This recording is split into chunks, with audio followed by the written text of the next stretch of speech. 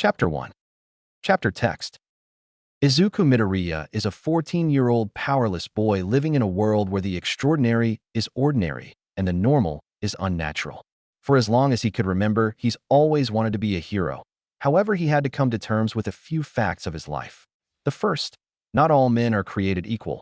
The way that he was treated like glass by his mother and like trash by his peers and teachers is proof of that.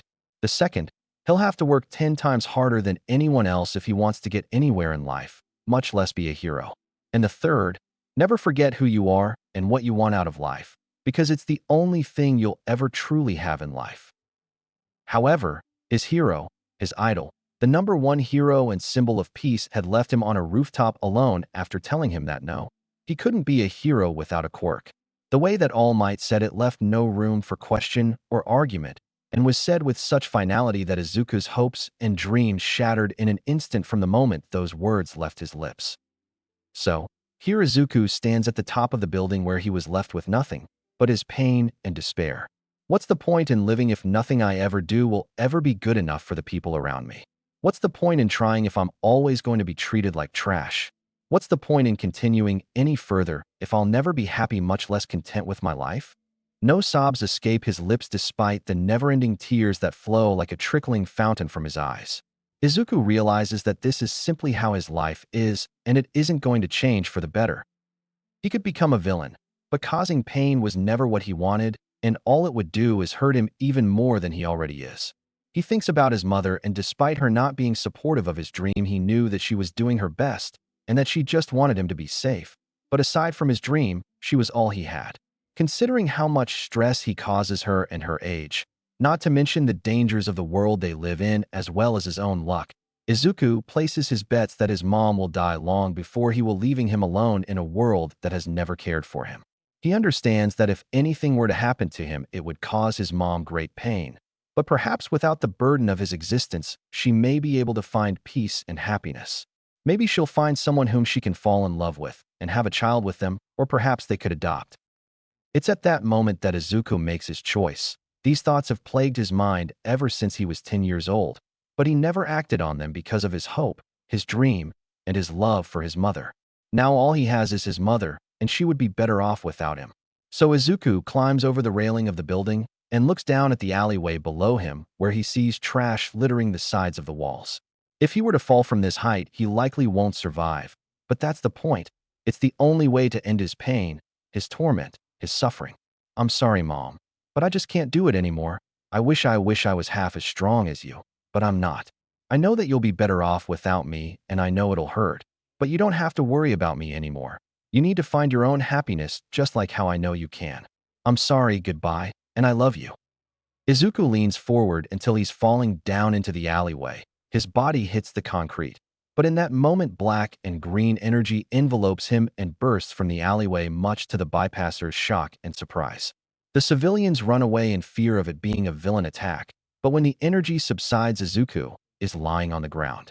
Izuku opens his eyes and realizes that he's still alive, but he isn't in any kind of pain, so he pushes himself up and notices there isn't any blood on the pavement. Izuku asks aloud in a cold and detached tone, "What happened? That fall should have killed me, but somehow I'm still alive." He raises a hand to feel his head to see if there's any blood, but pulls back to find himself completely fine. Izuku stands up completely as he continues looking at his hand. I should at the very least be somewhat injured from a fall of that height. It's then that he notices his speech is different. There's no stutter, no anxiousness, no energy whatsoever. In fact, he doesn't feel anything. No pain, no despair, no suffering, nothing. Izuku wonders what happened to him before he hears an explosion in the distance that catches his attention, so either by habit or curiosity, he heads in the direction of the explosion. When he arrives, he sees an alleyway engulfed in flames with the same sludge villain that attacked him earlier with another hostage. Izuku knows that he should be feeling fear or guilt for distracting All Might and letting the villain get away, but he doesn't feel anything and isn't even disturbed by that, just indifferent. He hears the heroes constantly make excuses for why they can't save the hostage, but Izuku has already thought of 3 different ways they could use their quirks to save the hostage in a matter of seconds. Death Arms says aloud, "We need to wait for someone with the right quirk to show up." Izuku comments to himself in the same cold tone, "Fools." Izuku suddenly appears before the sludge villain. He's not sure how exactly he got there, but he doesn't really care, because if those heroes aren't going to do anything, then he might as well do something. The sludge villain jumps back in surprise. You again. What the hell are you doing here? What the hell happened to your eyes? Izuku thinks to himself, my eyes. Izuku doesn't notice how the hostage's eyes widen in shock along with All Might, who is in the crowd. The sludge villain raises a tendril to attack Izuku. It doesn't matter. I've already got a hostage, so I'll just kill you. The villain swings the tendril downward, but to Izuku it's almost as though he's moving in slow motion before he raises his left hand and chops through the tendril with such speed and finesse that the sludge splatters against the wall. To the civilians, it looked as though the villain's tendril had just exploded before they noticed that Izuku had moved his arm. Izuku should feel surprised and shocked by the power he suddenly possesses, but he doesn't, and instead focuses on the task at hand, saving the hostage. The villain stares in shock and fear before Izuku asks, "You'll kill me?" Izuku gazes into the villain's eyes. "I've already tried killing myself, so what makes you think you could do any better?" The sludge villain backs away as fear begins to consume him. What the hell is this kid? It's like he's a completely different person. Izuku then demands as he lowers his arm, "Release the hostage now, or else I'll have to use my newfound power against you." Death Arms yells out behind him, "Get out of there, kid. That villain'll kill you." Izuku ignores Death Arms and the other heroes as his eyes bore into the villain. The villain, overcome with fear, turns to flee down the alleyway, but just as he turns, Izuku appears before him again with the same detached expression. Izuku then says, "If you won't surrender them peacefully, then I'll just have to force you to release them." In an instant, Izuku flashes in front of the villain and grabs his left eye before ripping it out and crushing it in his hand, causing the villain to scream in agonizing pain and subsequently release the hostage, who falls to the ground coughing out sludge. It's at that moment Izuku realizes as he looks down that the hostage is Katsuki Bakugo, the person who made it his mission to make Izuku's life a living hell. But still Izuku feels nothing. After Bakugo regains his bearing, he looks up to glare at Izuku, but he quickly notices that Izuku has changed. He notices that Izuku's hair is completely black instead of its usual green. His pupils are slit like a cat's, his skin is pale white, and he has green tear tracks running down his face from his eyes. But what uneases him most is the cold, unfeeling eyes staring down at him, as though he were an insect. The sludge villain, now completely enraged, yells out as he raises a tendril at Izuku. "You bastard! I'll kill you!" Izuku's eyes glances upwards at the villain and readies himself to defend. But before he has the chance, All Might swoops in his hero form, who defends Izuku and Bakugo from the attack. "I really am pathetic. I told you what it took to be a great hero, but I see now that I wasn't living up to my own ideals." Izuku thought that he should feel inspired or perhaps frustrated, but he doesn't, so he looks on with emotional detachment as All Might yells out, "Detroit Smash!" Bakugo, the heroes, and the civilians all cover themselves from the gust of wind that destroyed the sludge villain's body, but Izuku stands still, completely unmoved and unfazed by the attack. After the battle is over, Izuku looks at his right hand as he thinks to himself, "What's wrong with me? Where did this sudden power come from? Why don't I feel anything? Is this a quirk? Is this my quirk?" Izuku looks up as he hears Death Arms yell out as he stomps towards him with Kamui Woods following behind him. "What the hell were you thinking back there, kid? Do you have any idea how dangerous it was to run into a situation you couldn't handle?" Izuku replies as he stares at the hero before him. It's a hero's job to save and protect others, whether or not if they think they can handle the situation. Death Arms and Kimui's eyes widen in shock at such a quick yet cold reply. "Besides, if I recall correctly, you said that you had to wait for someone with the right quirk to show up. You didn't specify a hero.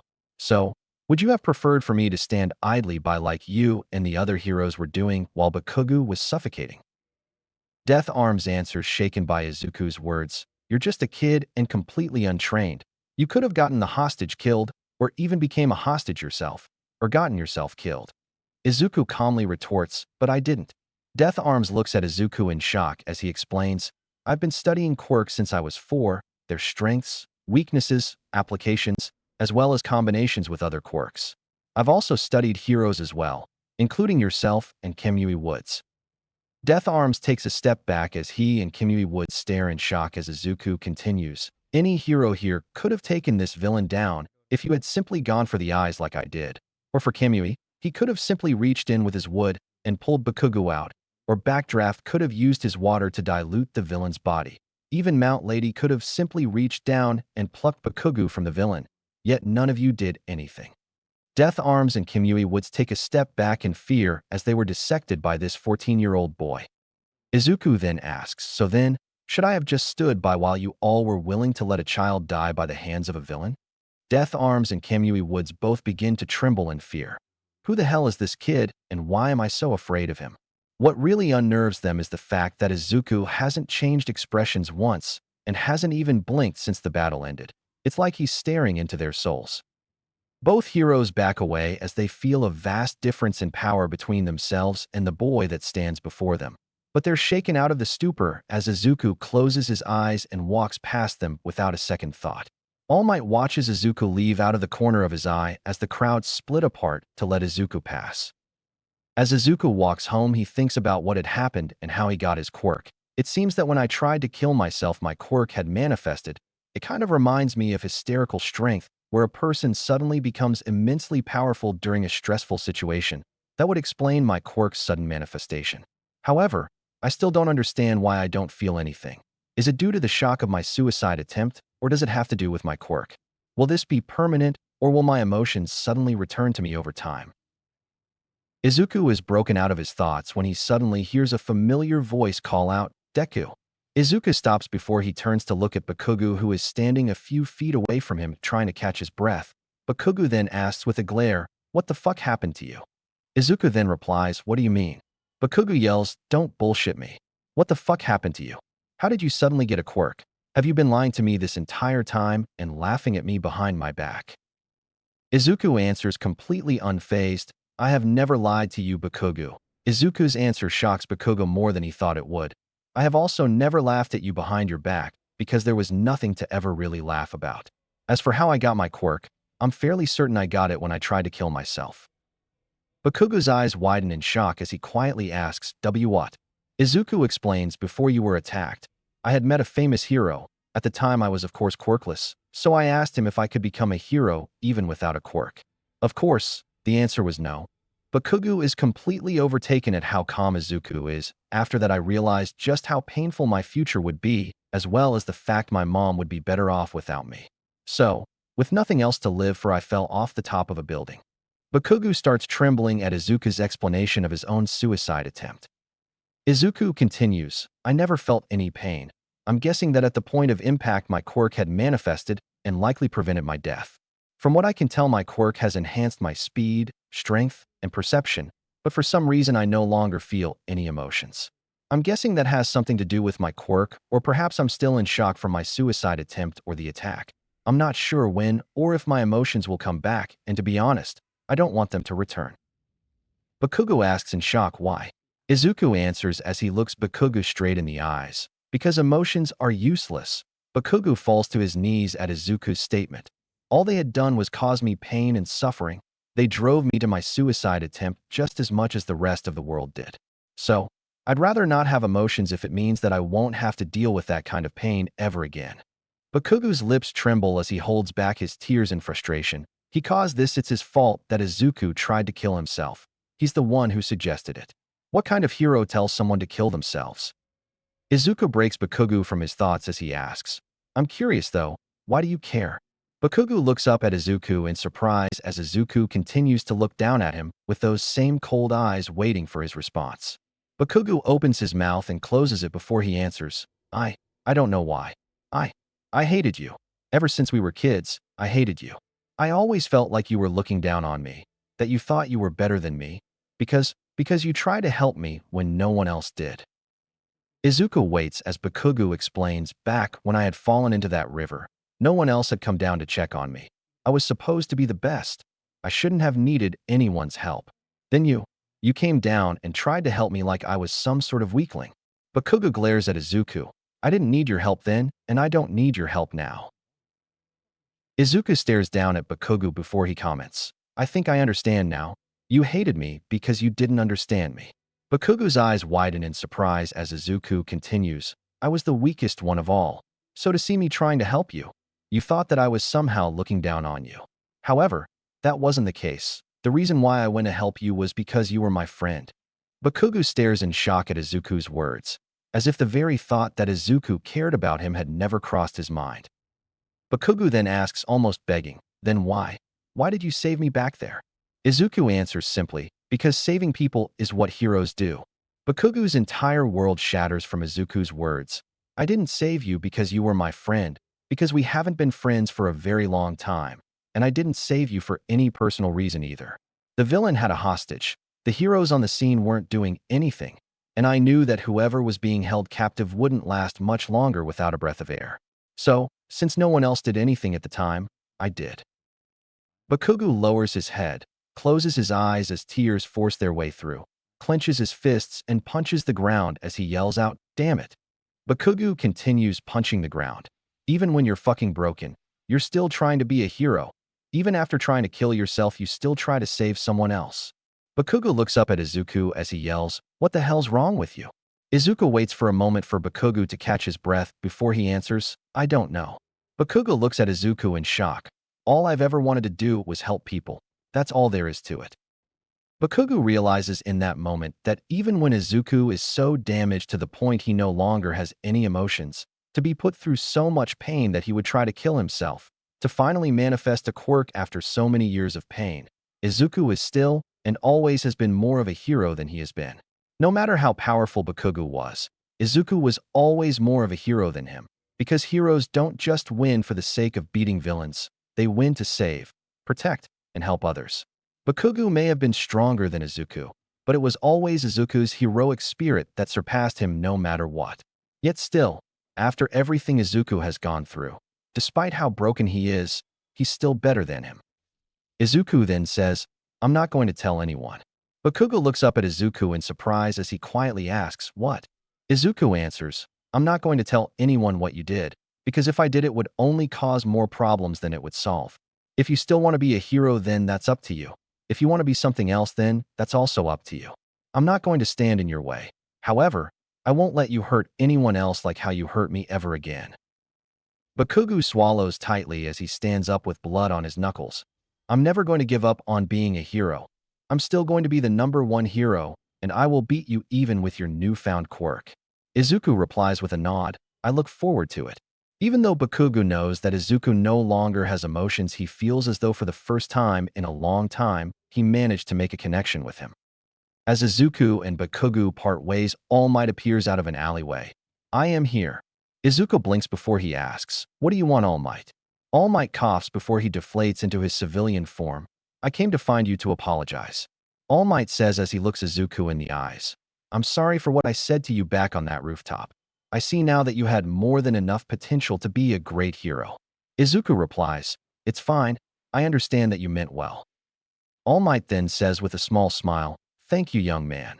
But there was another reason why I wanted to come looking for you. Izuku states, it's about my sudden quirk, right?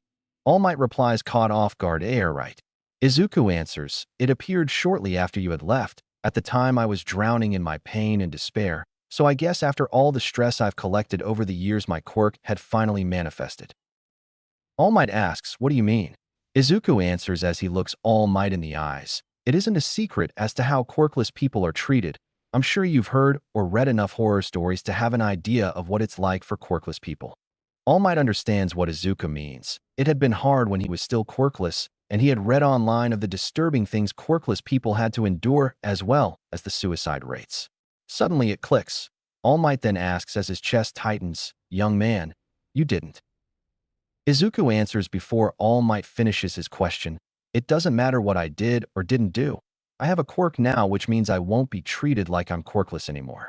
All Might immediately realizes that Izuku hadn't answered his question, which means that what he thought Izuku did had actually happened. Izuku says, it's getting late.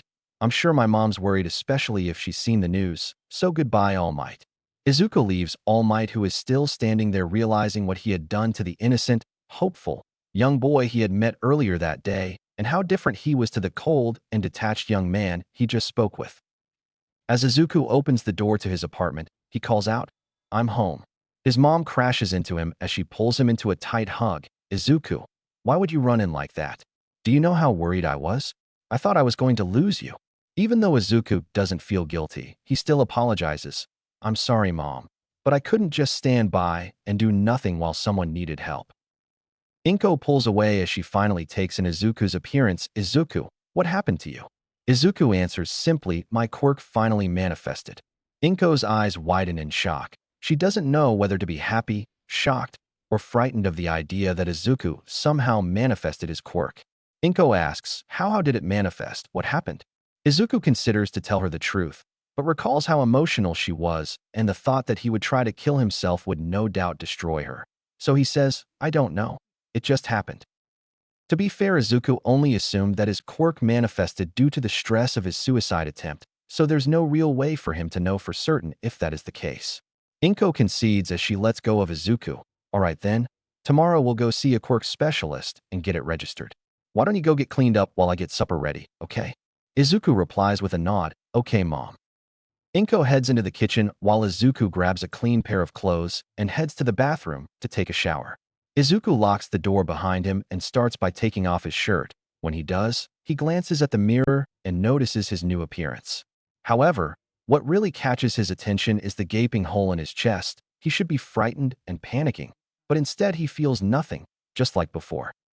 Chapter 2.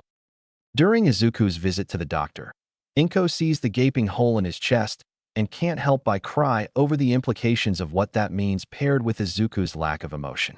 However, the doctor, who is different from the one from his childhood, writes down what Izuku currently knows and what they found out during their tests. Izuku has incredibly enhanced speed, strength, perception, and durability after they tried to take a blood sample. Eventually, they are able to get a sample of Izuku's blood with his help, which is when they find out about his enhanced healing factor. The doctor comments after the analysis is completed, it looks as though your quirk is an incredibly powerful enhancer quirk.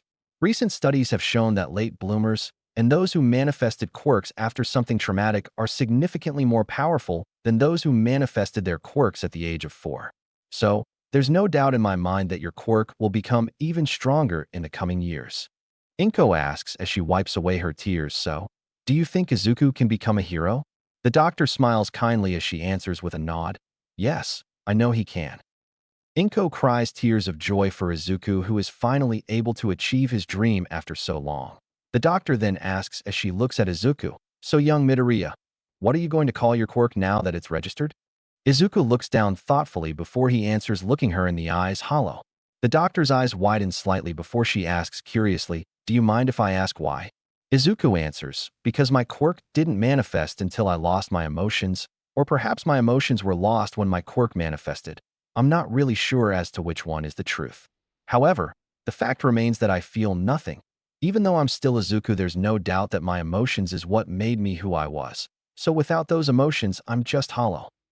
The doctor comments as she taps her pen against her chin. That's very poetic, but if you're sure, I'll write it down. Just make sure you don't forget who you used to be. Izuku looks at the doctor curiously as she explains, psychology isn't really my specialty, but losing one's emotions usually isn't a good thing. However, since the circumstance is a bit different for you, I hope that you'll remember who you used to be and at least make sure to not worry your mother. Izuku nods as he replies, I understand. I was actually already planning on doing that. Ever since I lost my emotions, I've been thinking about how I would have reacted, and even though I don't feel guilt, I still remembered what it was like to be in emotional pain. So, I'll try to make sure not to hurt my mom unintentionally. Inko hugs Izuku as she cries, my baby boy.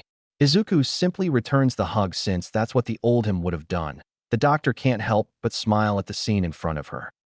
Shortly afterwards, Izuku is given a slip from the doctor to excuse him for being late for class. When he enters, the classroom goes dead quiet as the students take in his new appearance. Izuku walks up to the teacher and hands them the excuse paper. The teacher asks, still surprised by Izuku's appearance, what's this? Izuku answers, it's the excuse the quirk specialist told me to give you to excuse my tardiness. The class bursts with questions. You actually got a quirk. What's your quirk? What does your quirk do? How strong is your quirk? Is your quirk cool? The teacher claps their hands to quieten the class before he looks at Izuku. I think we would all like to hear about your quirk since you didn't have one before. Izuku knows that the students and teachers don't really care about him, but perhaps he can get a little bit of justice for his old self. Izuku answers, my quirk is an enhancer type. Due to the fact that it manifested so late, the specialist claims that it's far more powerful than most other quirks. I have enhanced strength, speed, perception, durability, and healing. As for how cool my quirk is and what it's called Izuku unbuttons his uniform before pulling his white button-up shirt apart to reveal the hole in his chest as everyone in the room gasps in shock. Hollow. A wave of fear and guilt washes over the classroom. It's no secret that they treated Izuku like crap, but now he actually has the power to hurt them. The teacher says nervously as Izuku starts buttoning up his shirt. Yes. Well, why don't you take your seat so that we can finish class? Okay, Midoriya? Izuku walks to his seat as his classmates stare at him in fear. While Bakugo had been told how Izuku got his quirk, he never thought he'd see the horrific sight of Izuku with a hole in his chest. Not to mention that if Izuku really wanted to, he could end his entire career, and after seeing how the class changed their tune after finding out Izuku manifested a quirk, how quickly would it be for them to turn on him? The rest of the year goes by uneventfully. Bakugo and his cronies leave Izuku alone for obvious reasons. Izuku's grades suddenly surpass Bakugo's for some reason, and Izuku starts training at a beach that had become an illegal dumping ground by cleaning it up. In about a month, Izuku had managed to clean the entire beach due to his newfound strength and speed, after which he started testing out his quirk to see what all he could do. He mostly tested his quirk at night, which was when he found out that he had night vision so that no one was around to see or hear him working. 10 months have passed since Izuku's quirk manifested, and it's now time for the UA entrance exams. Izuku stands before the building gazing up at it. Izuku thinks about how excited and elated he would be if he still had his emotions, but doesn't linger on it too long. The written test was a breeze for Izuku. Now all that was left was the physical exam. While Izuku is changing in his group's designated changing room, a lot of people stare uncomfortably at the hole in his chest, which they see from his back. However, Izuku doesn't realize they're staring and heads out towards the bus once he's done. The drive from the school to the grounds where they'll be testing goes by with most of the participants chatting around him, but he simply sits with his eyes closed and arms crossed as he waits for their arrival. When they arrive, Izuku waits for the beginning of the test before he hears Present Mike yell go. He disappears instantly and reappears far ahead of his fellow contestants, then proceeds to start tearing the robots apart with his bare hands. He tears through the robots like they're made of paper and snaps the arms, necks, and joints like toothpicks.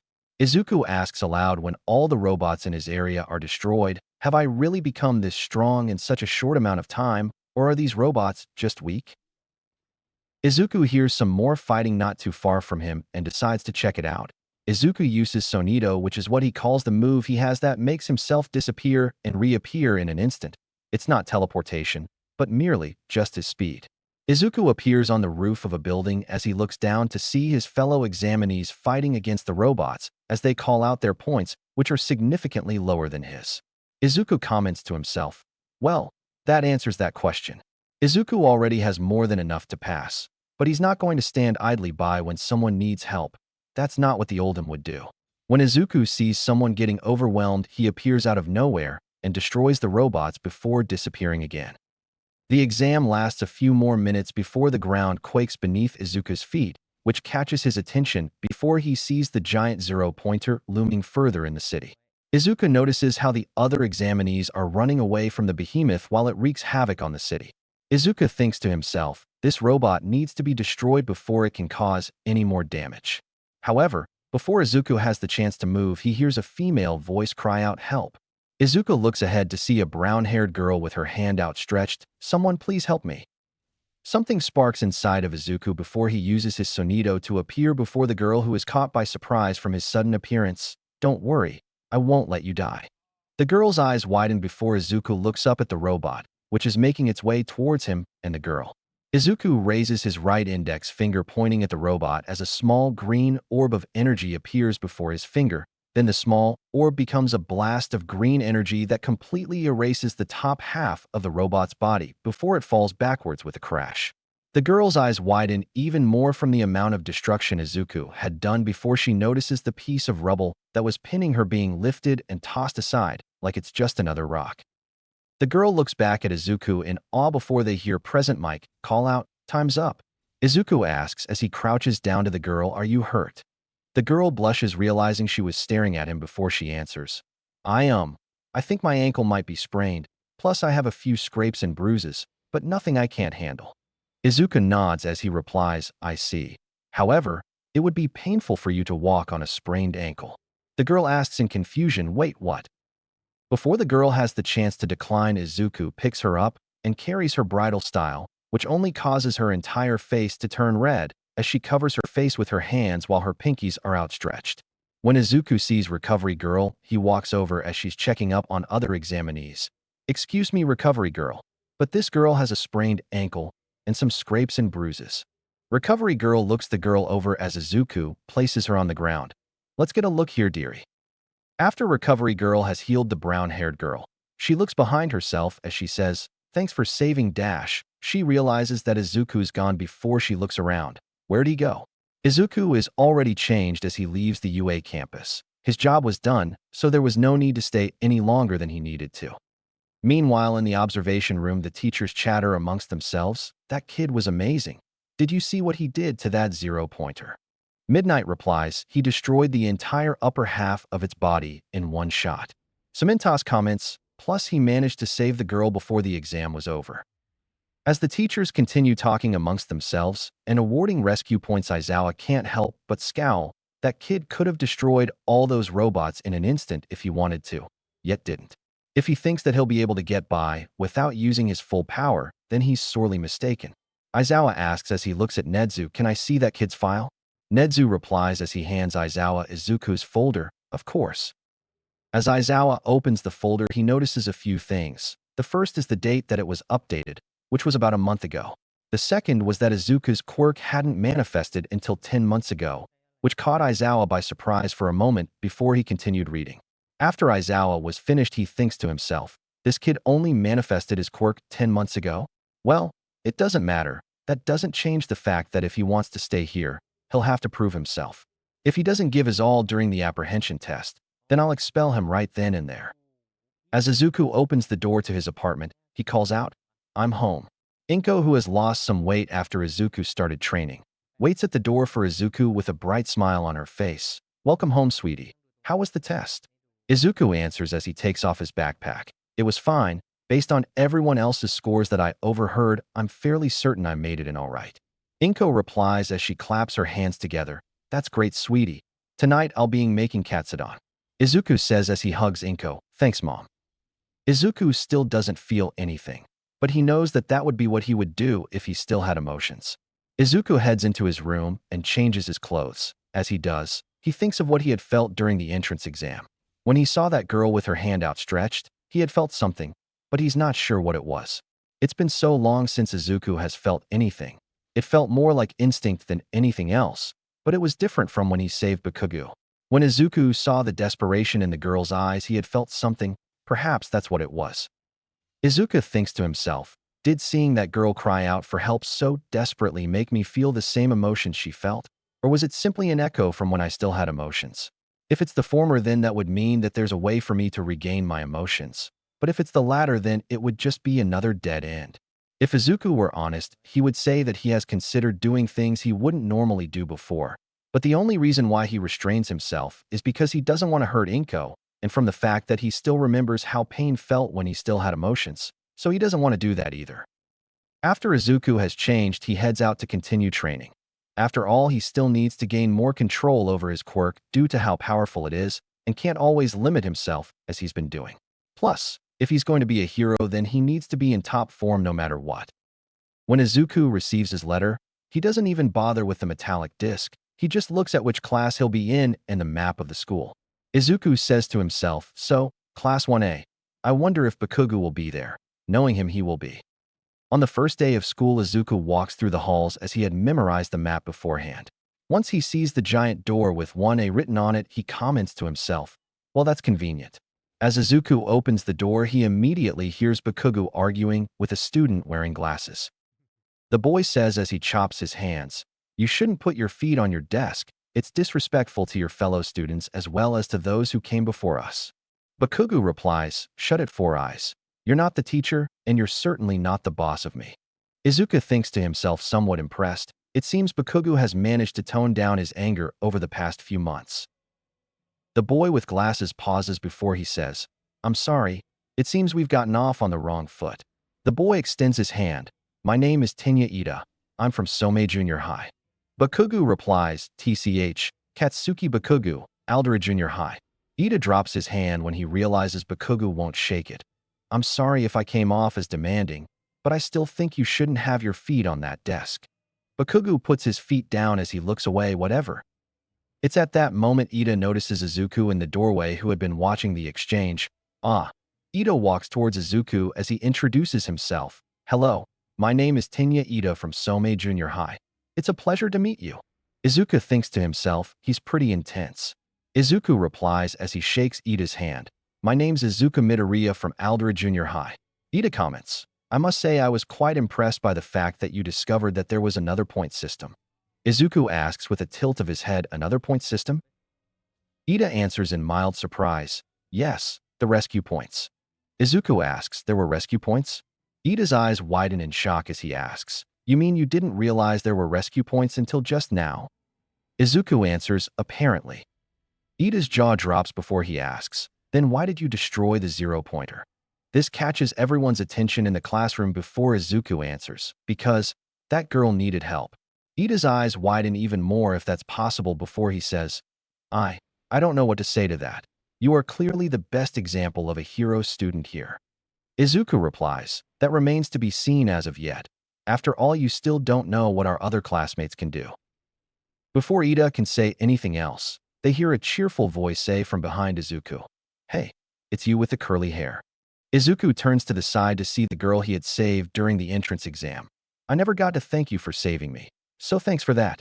Izuku replies with a nod, it's fine, I just did what I thought was right. They then hear a gruff voice say, if you're here to make friends, then leave now. The girl, Ida, and Izuku all see Aizawa laying on the floor in his yellow sleeping bag before they all head to their desks. Aizawa steps out of his sleeping bag before he holds out a gym uniform. Put these on and head out to the training grounds. In the changing room, most of the guys chat amongst themselves until one of them says, dude, what the fuck happened to your chest? All eyes turn to Izuku, who has yet to put his gym shirt on. The guys are all staring in horror at the hole in the center of his chest. Izuku answers simply, it's a mutation of my quirk. The student with blonde hair and a black lightning bolt asks, does it hurt? Izuku answers with a shake of his head, no, it doesn't hurt. Izuku then continues putting his gym uniform on while some of his classmates' eyes still linger on him with worry. Bakugu comments from behind Izuku, you might want to say that in a better way. Izuku asks as he looks at Bakugu, why's that? Bakugu answers, because they're still fucking freaked out about it. Izuku replies, it's no different from a person with any other mutation quirk. Bakugu counters, yeah, but most people don't have a fucking hole in their chest. Izuku hums thoughtfully before he says, I'll try to think of a better explanation. Once they're all outside, Aizawa states, today you're all going to be taking a quirk apprehension test. This will measure the full capacity of your quirks, so that way we can gauge where you're at, so that way we have a better idea on how to make you into proper heroes. Aizawa tosses a softball to Izuku, who catches it with ease. Midoriya, you got first place in the entrance exam. I want you to go to the center of that circle and throw the ball as far as you can using your quirk. Izuku nods in understanding before he walks to the circle. Izuku pulls his arm back before he throws the ball using only 25% of his power. Izuku then looks at Aizawa, who looks at the phone that says 10 kilometers. When Aizawa shows the students, he says, this is what's expected of you here at UA. If you want to stay here, you're going to have to give it 110%, plus Ultra Style. The students excitedly talk amongst themselves when one of them says how fun it would be. Aizawa then asks, you think this is fun, huh? Aizawa glares at the students before he states, all right then, whoever gets last place will be expelled from UA High. The girl Izuku had saved comments, that's not fair. We all worked so hard to get here. Before Aizawa says anything, Izuku replies, there are many things in life that aren't fair. Everyone looks at Izuku as he explains war, terror, disease, death, destruction, poverty, discrimination. The list of unfairnesses in the world is endless. However, it's a human's job to prevent and counter that unfairness, for heroes even more so. If you aren't willing to fight that unfairness, then perhaps you should consider a different career. Everyone stares at Izuku in shock at just how cold and emotionless he spoke, but the guys believe that it might be due to his quirk or more specifically the hole in his chest. The girls, however, think that while Izuku is right, the way he said it was almost cruel in that he didn't even show a shred of emotion. Aizawa thinks to himself, the kid's right, but that doesn't mean that I'll let him skate by without using his full power. It's obvious he could have done more to get the ball to travel farther.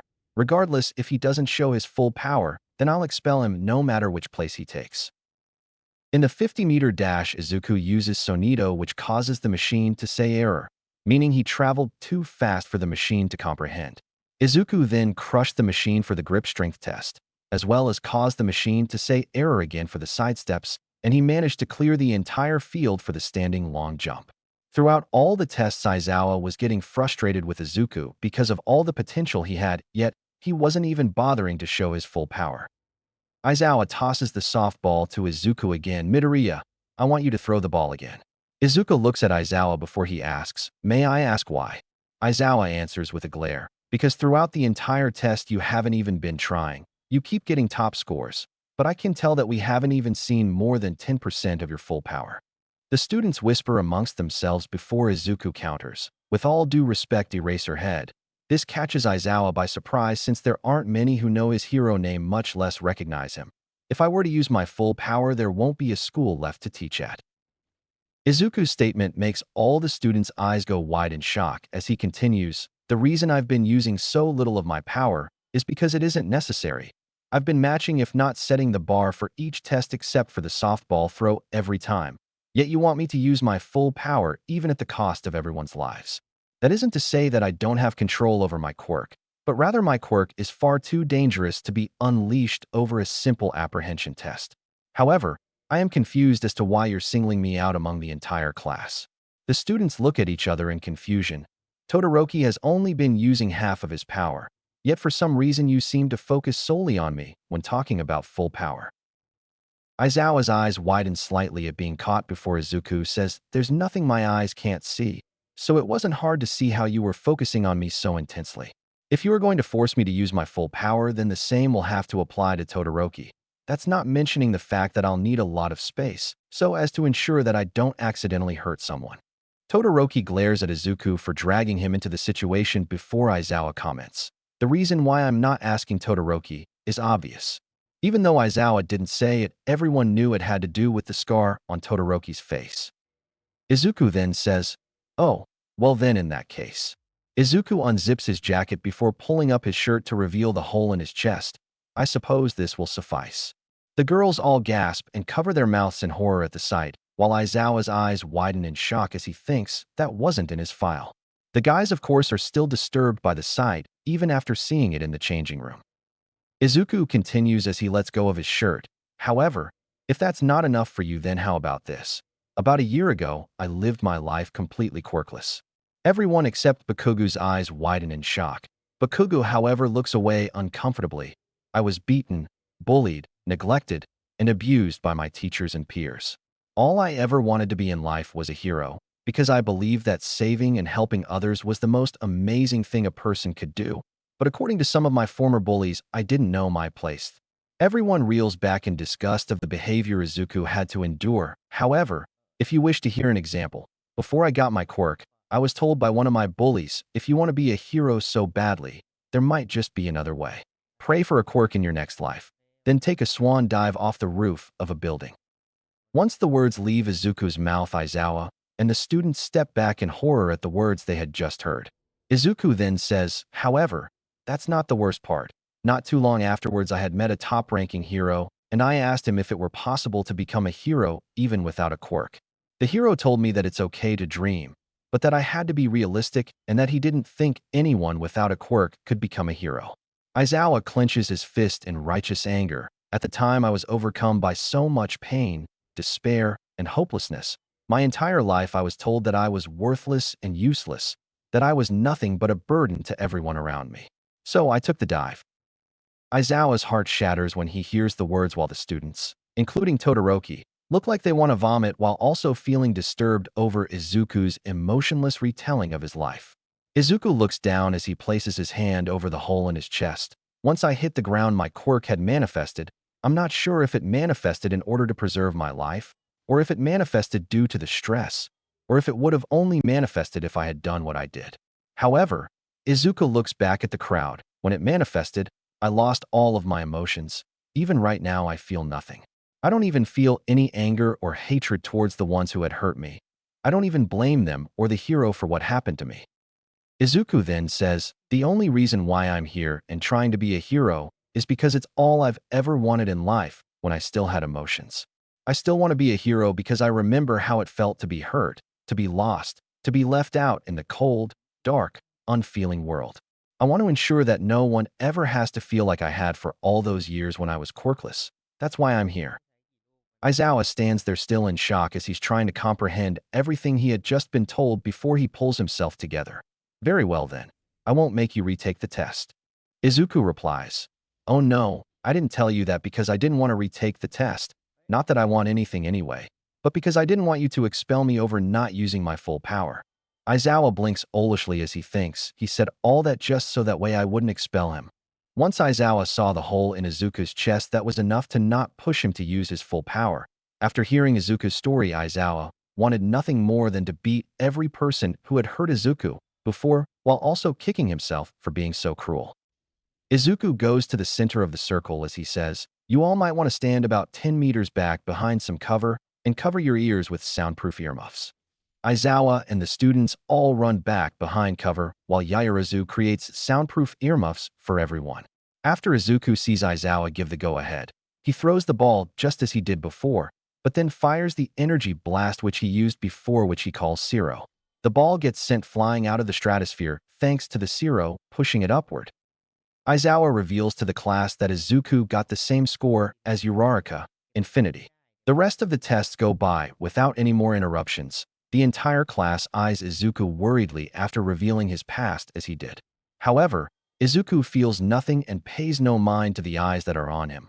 All that matters is passing the test, nothing more. Once the test is finished, Aizawa reveals the scores. Izuku is at the top, while someone by the name of Mineta Minoru is at the bottom. A kid with purple balls on his head cries out, no, this can't be happening. I haven't even got to touch any boobs yet. Izuku asks with quirked eyebrow, that's why you're crying? Aizawa says, Mineta, pack your things, you're expelled. Aizawa looks at the rest of the class. Everyone else, your syllabi are on your desks. Make sure you don't waste time tomorrow. The class gulps as they realize Aizawa made good on his threat. Before Aizawa looks at Izuku, Midoriya, I want you to come with me for a moment. Izuku follows Aizawa to the side of the building before Aizawa says, I want to apologize for what I said earlier. I had assumed that you simply weren't using your power because you thought you could get by without it. I see now that I was wrong. I'm sorry for making my assumption as well as bringing up bad memories. Izuku shrugs as he replies, it's fine. I understand why you would think that, so there's no harm done. As for those bad memories, since I have no emotions, I felt nothing while recollecting those memories. Aizawa looks at Izuku with a pained expression before Izuku asks, is there something wrong? Aizawa answers, you shouldn't have had to have gone through all that, especially at your age. Izuku counters, there are many things outside of our control. That's why we must focus on the things we can control, so that way we can improve society as a whole. Aizawa huffs with a smile before he says as he places a hand on Izuku's shoulder, you'd make a great hero, kid, with or without a quirk. Izuku's eyes widen slightly before he replies with a nod, thank you, sensei. I appreciate the sentiment. Aizawa then says as he retracts his hand, you're welcome. You're good to go now, kid. Izuku bows to Aizawa before he heads to class. When he's leaving the school, he notices Uraraka leaning against the gate as if she's waiting. Uraraka notices Izuku walking towards her before she stands up and faces him. Izuku stops before her as she hesitantly says, I want to properly thank you for saving me and apologize. Izuku hums curiously as he tilts his head to the side. Uraraka explains, back during the entrance exam, I was so scared. When I saw the zero-pointer coming towards me, I thought I was going to die.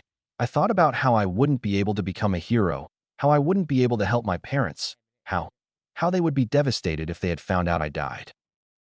Uraraka continues, but then, you saved me, and I didn't get to thank you for it. Uraraka smiles brightly, so thank you for saving me. Izuku's sure if he still had emotions, he'd be a blushing, stuttering mess. Uraraka's expression turns sad. However, I want to apologize. When you had said that the world wasn't fair, I had felt a little angry at you. You were right, but I still felt like it was too extreme, especially for the first day of class. It wasn't until you told us what happened to you that I understood why you said what you did. You weren't talking about just being a hero, but also about being a good person, so I'm sorry for getting angry at you." Izuku replies dismissively. "It's all right. I'm sure you weren't the only one. Besides, I'm fairly certain I may have come off as a bit cold.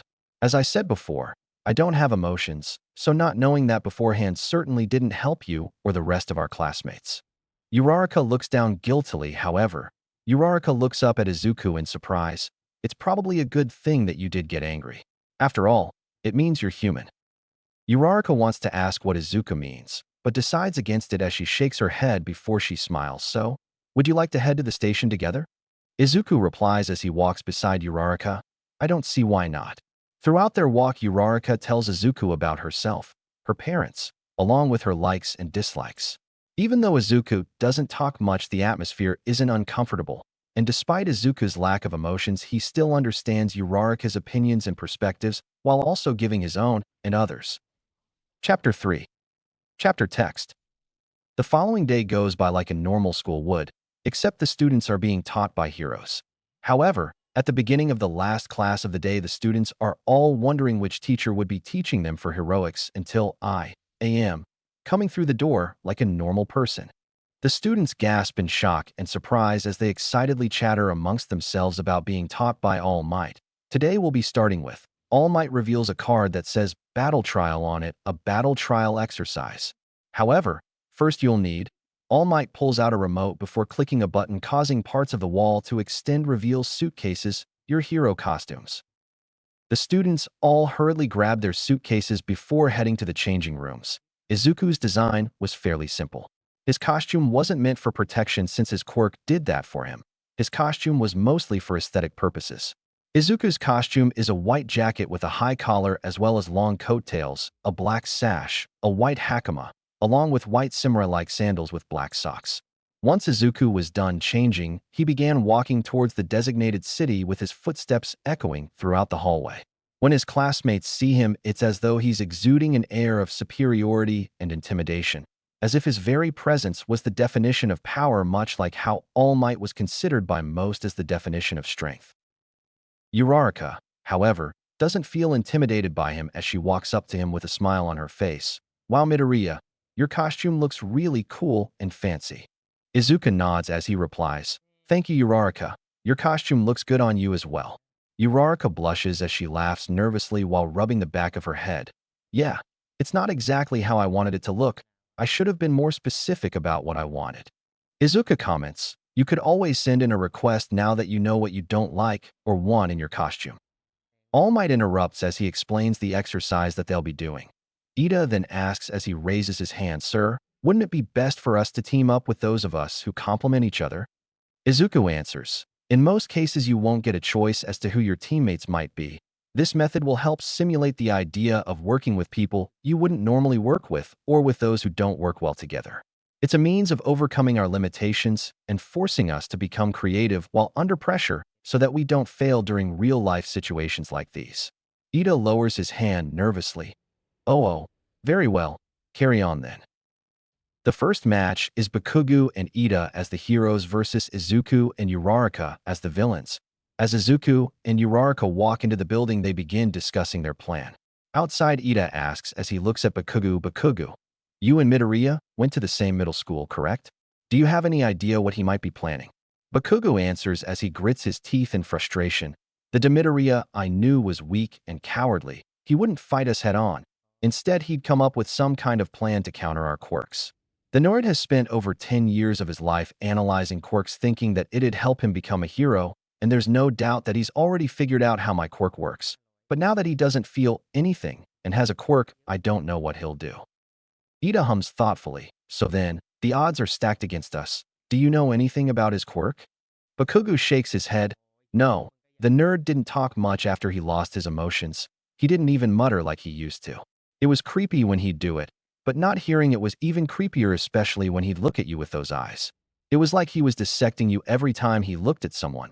He's become strong, maybe too strong." Ida then says while chopping his hands, "Then we need to face him together as a team and figure out his weakness."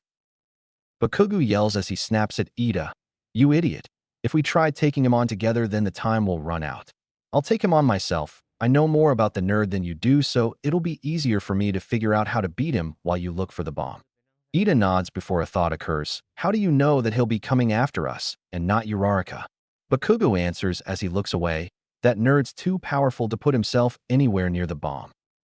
Meanwhile, in the observation room, All Might can't stop the stabbing pain of guilt that he got when he saw Midoriya during the entrance exam, as well as during the Quirk apprehension test. How can I possibly make up for what I did to him? He lost his emotions because of me. He was pushed to the point of committing suicide, and I just turned away without a second thought.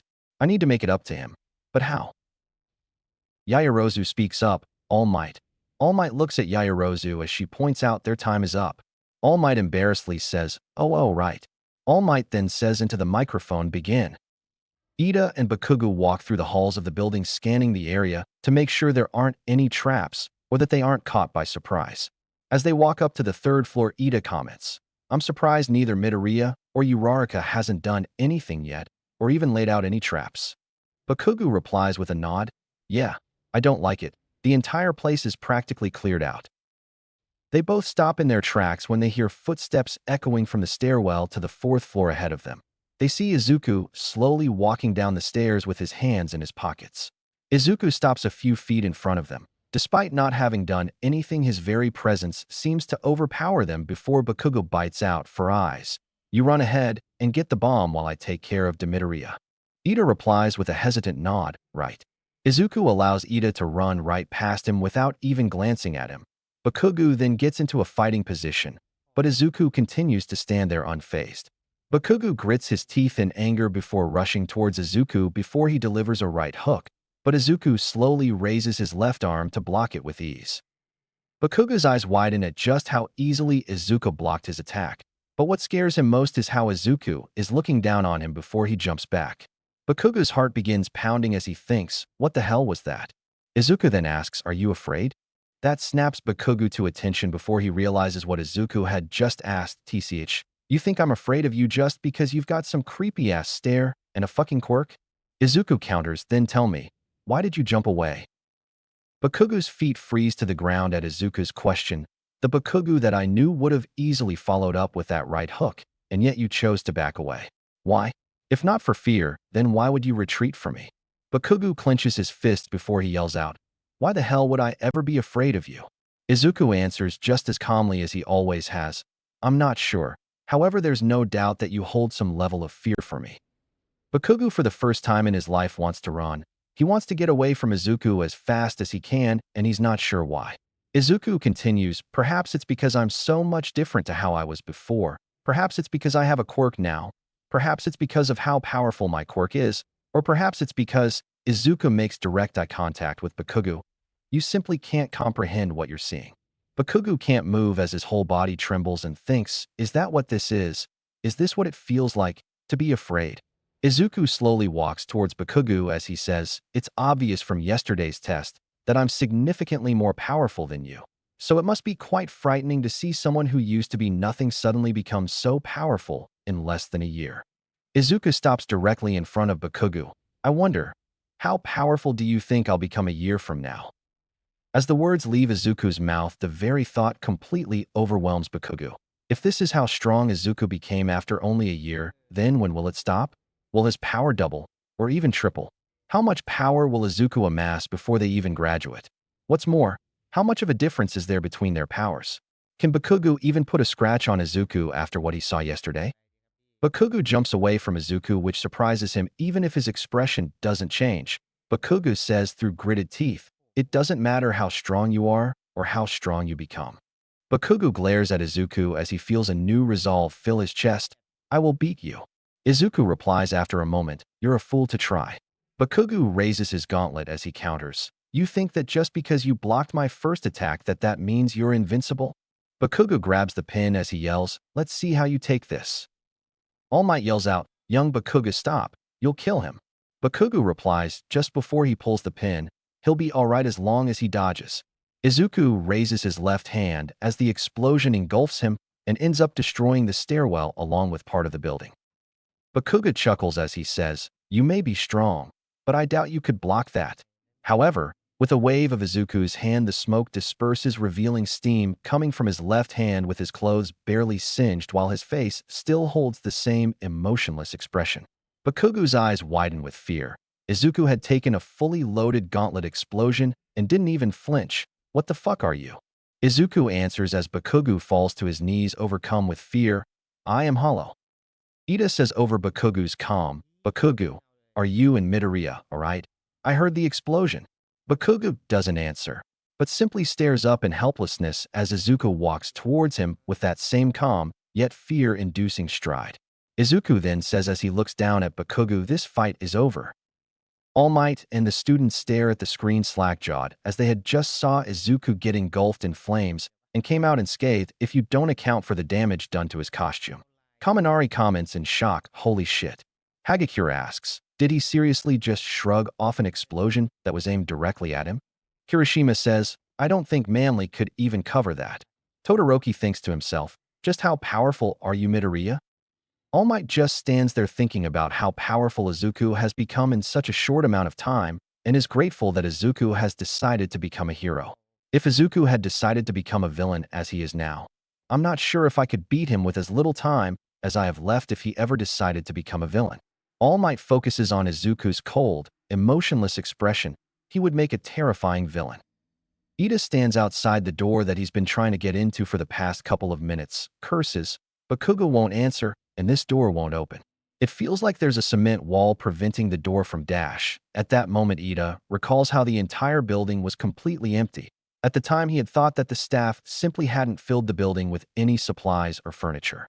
However, a thought occurred to him.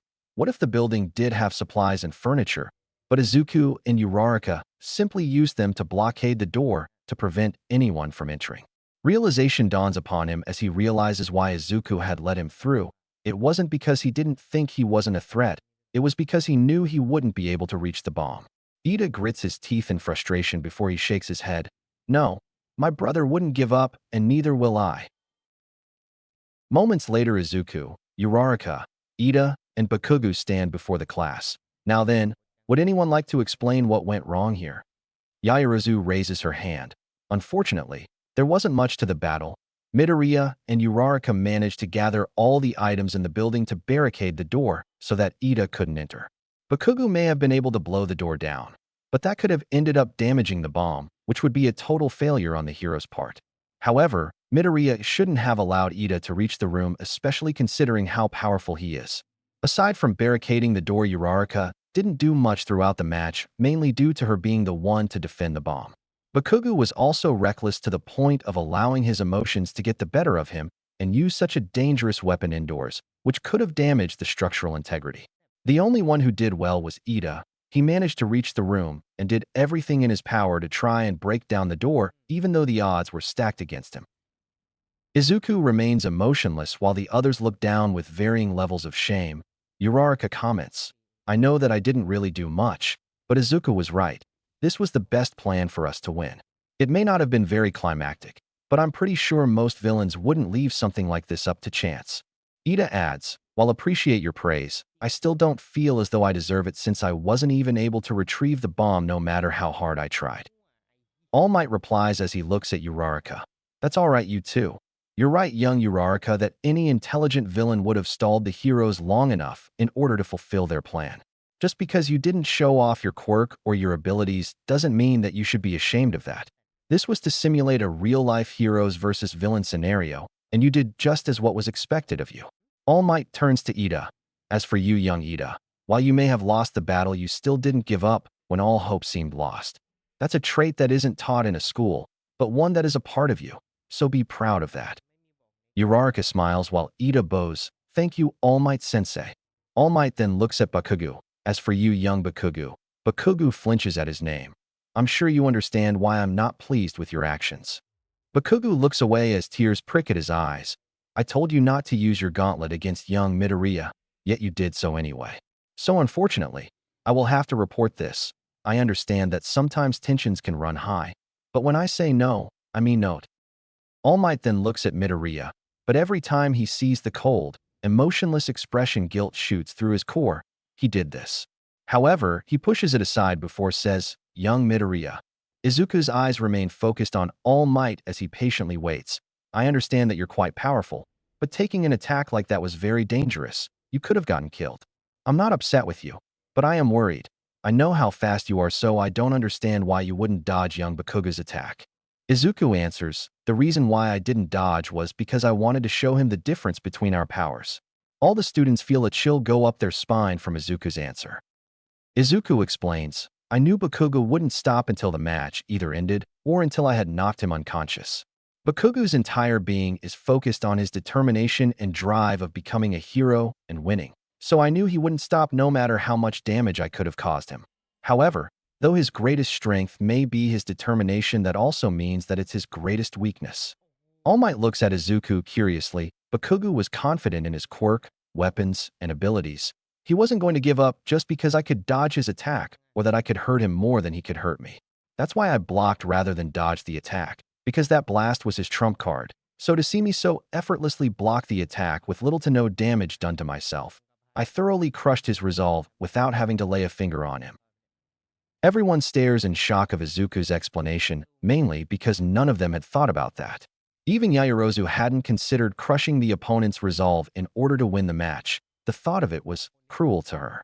All Might, of course, thought similarly. The way Izuku had spoken was far too similar to how All for One would fight. To break a person's spirit so completely that they couldn't bring themselves to continue fighting anymore. Kirishima comments, dude, that's so unmanly. Izuku replies as he looks at Kirishima, whether or not if it's manly is besides the point. A villain will exploit any weakness they're given. A villain will take anyone hostage, man, woman, child, anyone. A villain won't hesitate to kill if backed into a corner. A villain won't hesitate to strike you down if you let them. When you defend, you don't let them cut you. When you protect someone, you don't let them die. And when you attack, Izuku's eyes suddenly seem sharper, you kill. The villains won't show you any mercy, so it's only fair if you return the favor. Though that doesn't mean that murder is the answer. You must still be prepared to make the choice between the life of a villain and the life of a mother, father, or child. Though Izuku's words were cold and harsh, the class understood what he meant. Being a hero wasn't about fame and glory, but being prepared to make decisions they may not want to make in order to save and protect others. It's at that point that they realize that there may come a time when they might not have a choice, and it may cost someone's life, theirs, or the victim's. It's at that moment that all the students nod as a new feeling of determination burns within them to become strong enough so that they don't have to make those choices. Izuku doesn't realize what exactly he's done to inspire his classmates to not only do better, but become the best of the best. The next few rounds of the battle trial go by surprisingly well, with everyone taking them seriously and actually getting into character. They come up with creative ways of trapping or stalling their opponents, as well as discover reasons as to why they might have become villains if they had chosen that path. Kirishima as a villain talks about how chivalry is dead, how people are only out for themselves, and how weak society has become. Yaoyorozu lays the entire building out with traps as she speaks through the speaker system of the building to offset the heroes. She talks down to her opponents about how society is so focused on using their quirks specifically for heroism that it isn't even considered for other jobs, as well as how society has treated those with weaker or different quirks. The heroes throughout the exercise take what the villains say and use it to drive themselves forward, so that way they can create a better society rather than tear it down. Needless to say, the exercise was a resounding success, which surprised All Might with just how seriously the students took it and the reasons they came up with for becoming villains. Chapter 4. Izuku expected a lot of things from being a student at UA. Being harassed by reporters was not one of them. As he's being bombarded by their questions about All Might, he asks, "Do none of you have anything better to do other than prey upon high school students?" The reporters flinch from his question before a brown-haired woman answers, "It's our job to report the truth and facts. The faculty won't let us in, so we're having to do the next best thing. If you can just give us some information on All Might, then we'll get out of your hair as quickly as possible." Izuku then asks rhetorically as he tilts his head to the side, while keeping his same emotionless expression, "Do you honestly expect me to believe that?" The way Izuku looks at the reporters unnerves them as he explains, "I know people like you. No means yes, and yes means do whatever you want. If I were to give you an inch, then you'll take a mile. If I answered one question about All Might, then you'll already be asking me two more. Neither the faculty, students, or myself have time to deal with your pointless questions. The reporters start to back away, but the brown-haired woman remains even though her legs are trembling.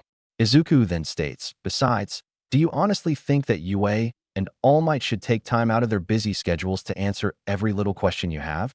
In case if you haven't noticed, but the faculty are busy trying to run a school to train future heroes and teach future business leaders, as well as support engineers.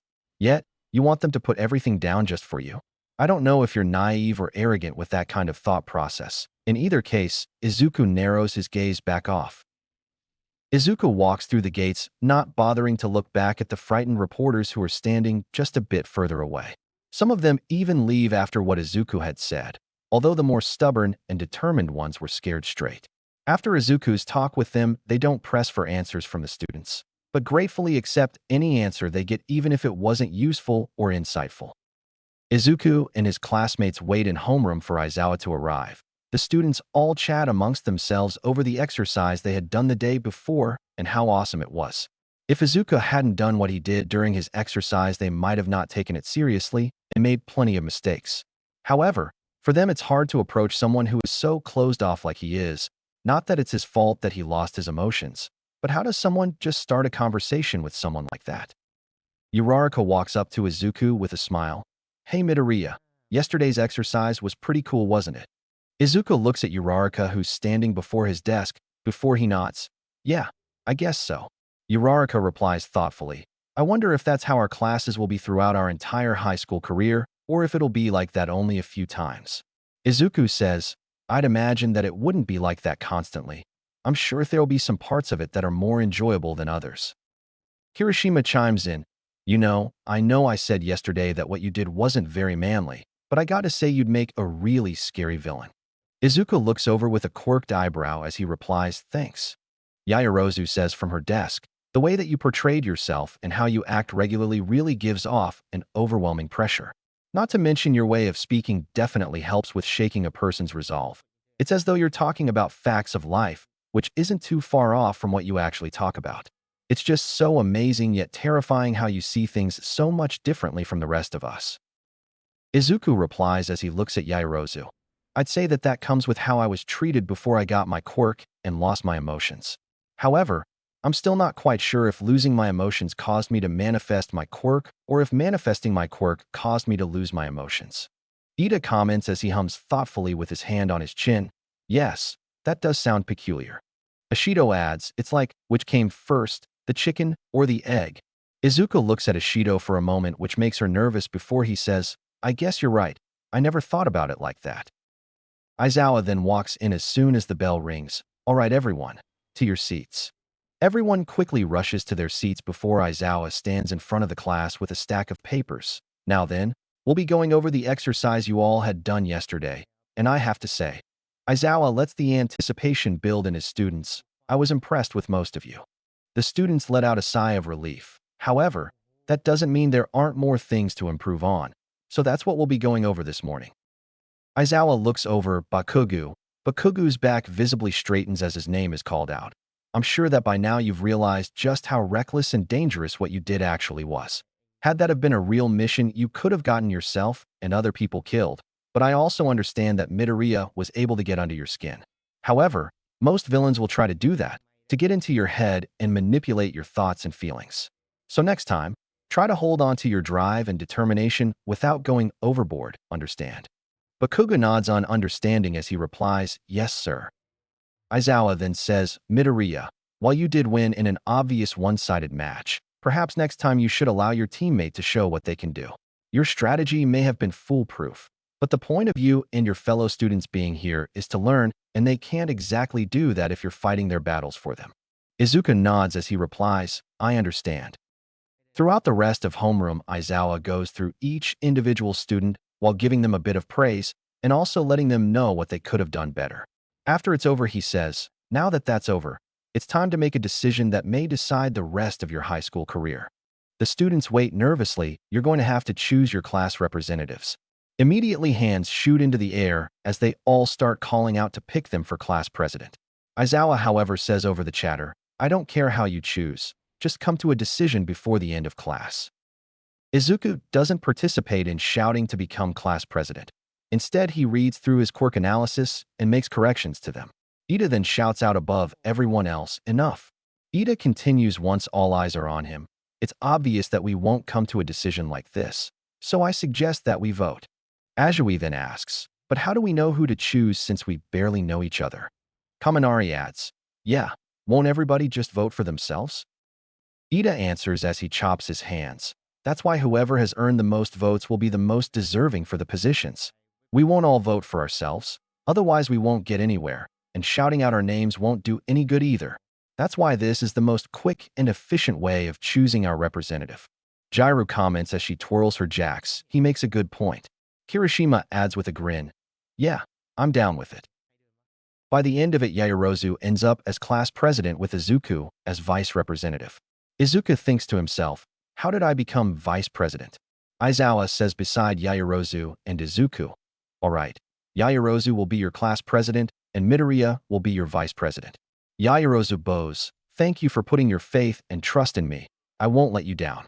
Izuku then bows after her without saying anything. After class, Yaoyorozu walks towards Izuku feeling nervous, "So, it seems we'll be working together from now on." Izuku replies with a nod as he looks at her, "So it would seem." Yaoyorozu comments, "I know we haven't really talked much, but I hope that we're able to make this a great partnership." Izuku looks at Yaoyorozu in confusion before she explains somewhat nervously, "You see, before I thought you were kind of scary. Even now I'm kind of intimidated. But in order to be the best class president, I can be you and I need to work together. Which means that I have to overcome my fears no matter how small they may be." Izuku replies, "If speaking to me is so difficult, then I can just hand the position to someone else." Yaoyorozu waves her hands as she tries to backtrack. "No, no, no, I don't mean it like that. I mean, I still want to talk with you and get to know you as a classmate. It's just your demeanor is sort of off-putting. Not that I mean any offense to that. It's just how I feel." Izuku says, "I understand." Izuku extends his hand, which catches Yaoyorozu by surprise. "I look forward to working with you. If you ever need something, let me know." Suddenly, all the tension Yaoyorozu had before speaking to Izuku disappears before she shakes his hand with a smile likewise. As Yaoyorozu walks back to her desk, she can't help but wonder why she was so afraid of Izuku. He hadn't done or said anything threatening, yet for some reason she was afraid of him, as if one wrong move could destroy her.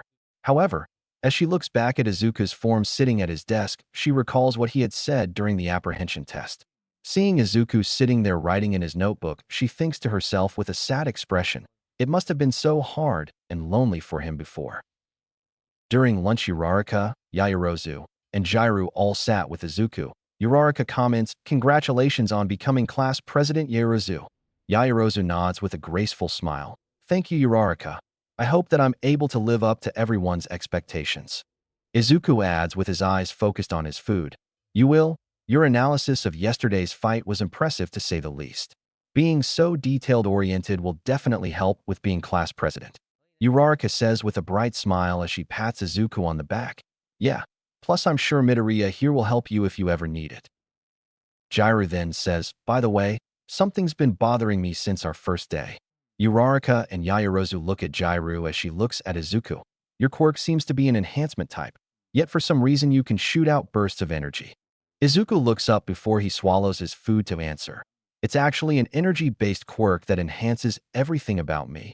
The energy that I possess allows me to move at incredible speeds, grant me enormous strength, enhance my perception, as well as significantly increase my durability, as well as allow me to have high-speed regeneration. Even though I haven't had my quirk for very long, I've learned a lot about it, likely due to the fact that quirks of themselves have always been fascinating to me." Jairu then asks curiously, "How much power did you use during the ball throw test?" Uraraka and Yaoyorozu look at Izuku also with curiosity before he answers, 25%. The three girls yell out in unison, "What?" Their outburst draws attention, but none of them realize it as Jairu asks, "That was only 25%. Izuku nods before he says, "If I were to try to use any more, then I would be forced to use my first transformation." Yaoyorozu asks as all the girls sit down, and some people nearby listen in transformation. Izuku nods as he explains, 25% is the most I can do in my base form, 50% is what I can do in my first form, and my second form is when I use 100%. When I was experimenting with my quirk a few months ago, I actually had to leave Japan in order to actually test it. I had to go to an isolated island thanks to the quirk specialist's request for testing. No one has actually seen my second form due to it being too dangerous. The data that the quirk specialist got was from my own observations. Uraraka then asks, do you think it's possible to go into your second form without it being so destructive? Izuku answers as he looks at her. I technically can, but being at 100% essentially means that any move I make could prove fatal to those around me. I could go into my second form without ever actually doing anything, but that would be pointless. Jairu asks, are there any drawbacks to these transformations? Izuku thinks for a moment before he answers, none that I can think of, but I've never been in combat with anyone while in that form to truly know the full extent of it. However, considering how powerful I am in my base and first form, I doubt I'll ever find someone who could challenge me aside from All Might. As soon as Izuku is finished speaking, the alarm system goes off, sending the students into a panic. Uraraka asks, what's that? What's going on? A third year who's passing by answers, it's a level 3 alarm. That means someone has broken in on campus. As they all go to get up, they see how congested the hallway is with all the students pushing and shoving in a panic. Izuku comments, we need to get their attention and calm them down. If this continues any further, then someone is going to get hurt.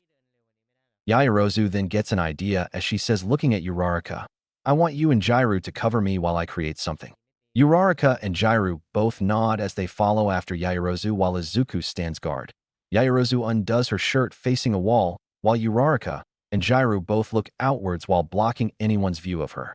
Yaoyorozu creates a loudspeaker before she buttons up her shirt and walks towards the students in the hallway. Everyone calm down. The students all turn to look at Yaoyorozu. We are UA students. This is no time to panic. I want everyone to evacuate in an orderly fashion. If you see anyone who's injured, please help them to safety until Recovery Girl arrives. The students begin to evacuate in a calm manner before Yaoyorozu lowers the loudspeaker with a sigh. Izuku comments, looks like we know who broke in. The girls all look to Izuku, who is pointing outside the window to reveal the press that tried to interview them from earlier that morning. Jairu asks incredulously, really? Do these guys not have anything better to do than hound UA about All Might? Uraraka replies, apparently not. It didn't take long before the press was escorted off the premises with a warning from UA. Chapter 5. It was the 4th day of UA. The students had a pretty good idea as to how most days would play out. General studies at the beginning of the day and hero studies towards the end. Izuku theorizes that it was done this way so that the students weren't exhausted during their general studies classes, which made sense. During the last class of the day, Aizawa says at the front of the class, all right, everyone. Today we'll be going to a facility for you all to train at. You can wear either your hero costume or your gym uniform. The bus leaves in 15 minutes, so get moving. The students all rush to grab their cases and get changed. Izuku takes out his repaired costume, which now has the addition to being made out of more durable material as well as being flame retardant. As they sit on the bus, most of the students are chatting amongst themselves while Izuku has his eyes closed, not interacting with anyone until Midoriya. Izuku cracks open an eye as he looks to his left to see Azui, who's sitting beside him. I tend to say whatever is on my mind. Izuku wonders why she felt the need to say that before she says, your quirk reminds me a lot of All Might's. The entire bus goes silent as they listen to their conversation. Izuku replies, I can see how you could interpret that since both of us have super strength and super speed, but as far as pure strength goes, All Might has me beat. However, I think we'd be evenly matched in terms of speed, but my power is far more deadly than his, and any kind of attack he lands on me, I'll either be able to withstand or regenerate from.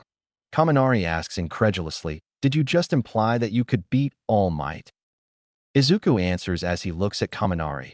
I can neither confirm or deny that I could beat All Might, both because we haven't fought each other and we haven't seen him use his full strength. Kirishima comments thoughtfully, honestly, I can kind of see how you two could be evenly matched. Everyone looks at Kirishima. I mean, we all saw what he did on our first day, and I can't imagine anyone other than All Might doing that. Ashido replies, here he's got a point. Kaminari adds, yeah, but I mean I can't imagine All Might losing to anyone either. Izuku counters, All Might is just as human as anyone else, and has weaknesses just the same, whereas my only major weakness would only serve to change my goal entirely. Azui asks as she looks at Izuku, what do you mean change your goal? Izuku answers as he looks at her, my moral compass is purely based on my weakness. If someone were to try to use that weakness or try to exploit it, then I'll do whatever it takes to protect it, no matter how brutal or cruel I have to be. Ida states as he chops his arms, that's no way for a hero to act. Izuku counters as he looks at Ida, maybe so, but if someone takes my weakness, then I won't be a hero anymore. Uraraka asks curiously, what is your weakness, Midoriya? Izuku looks at Uraraka for a moment, contemplating whether if he should answer or not before he finally decides, my mom. Everyone looks at Izuku in surprise as he explains, she was always there for me growing up. She was the only one who cared about me. And even though she didn't think I could become a hero, she still did everything in her power to make sure I was happy and healthy, even if I was hiding my pain and despair from her. She's my moral compass. She's one of the only reasons why I'm still trying to be a hero despite how this society has treated me. She's the only thing I have left, and I won't hesitate to destroy anyone who tries to take her from me. Izuku's classmates look at him with sympathy. Even though what Izuku said was mildly scary, they still understood. If someone hurt their moms, they'd probably do the same thing. Aizawa stands up as he says, we're here. The students all step off the bus before they walk into the dome-looking facility. Inside, they see 13. Uraraka bounces on the heels of her feet excitedly as she says, I can't believe 13's here. She's so cool. Izuku is reminded of how he used to be before he got his quirk when he'd see a new hero or quirk. 13 spreads out her arms as she says, welcome students to my rescue training facility. This entire building was made by my own design. We have the flood zone, the conflagration zone, rock slide zone, and downpour zone, just to name a few. Today we'll be teaching you all how to properly use your quirks in order to protect and rescue civilians. I call this facility the Unforeseen Simulation Joint, or USJ for short.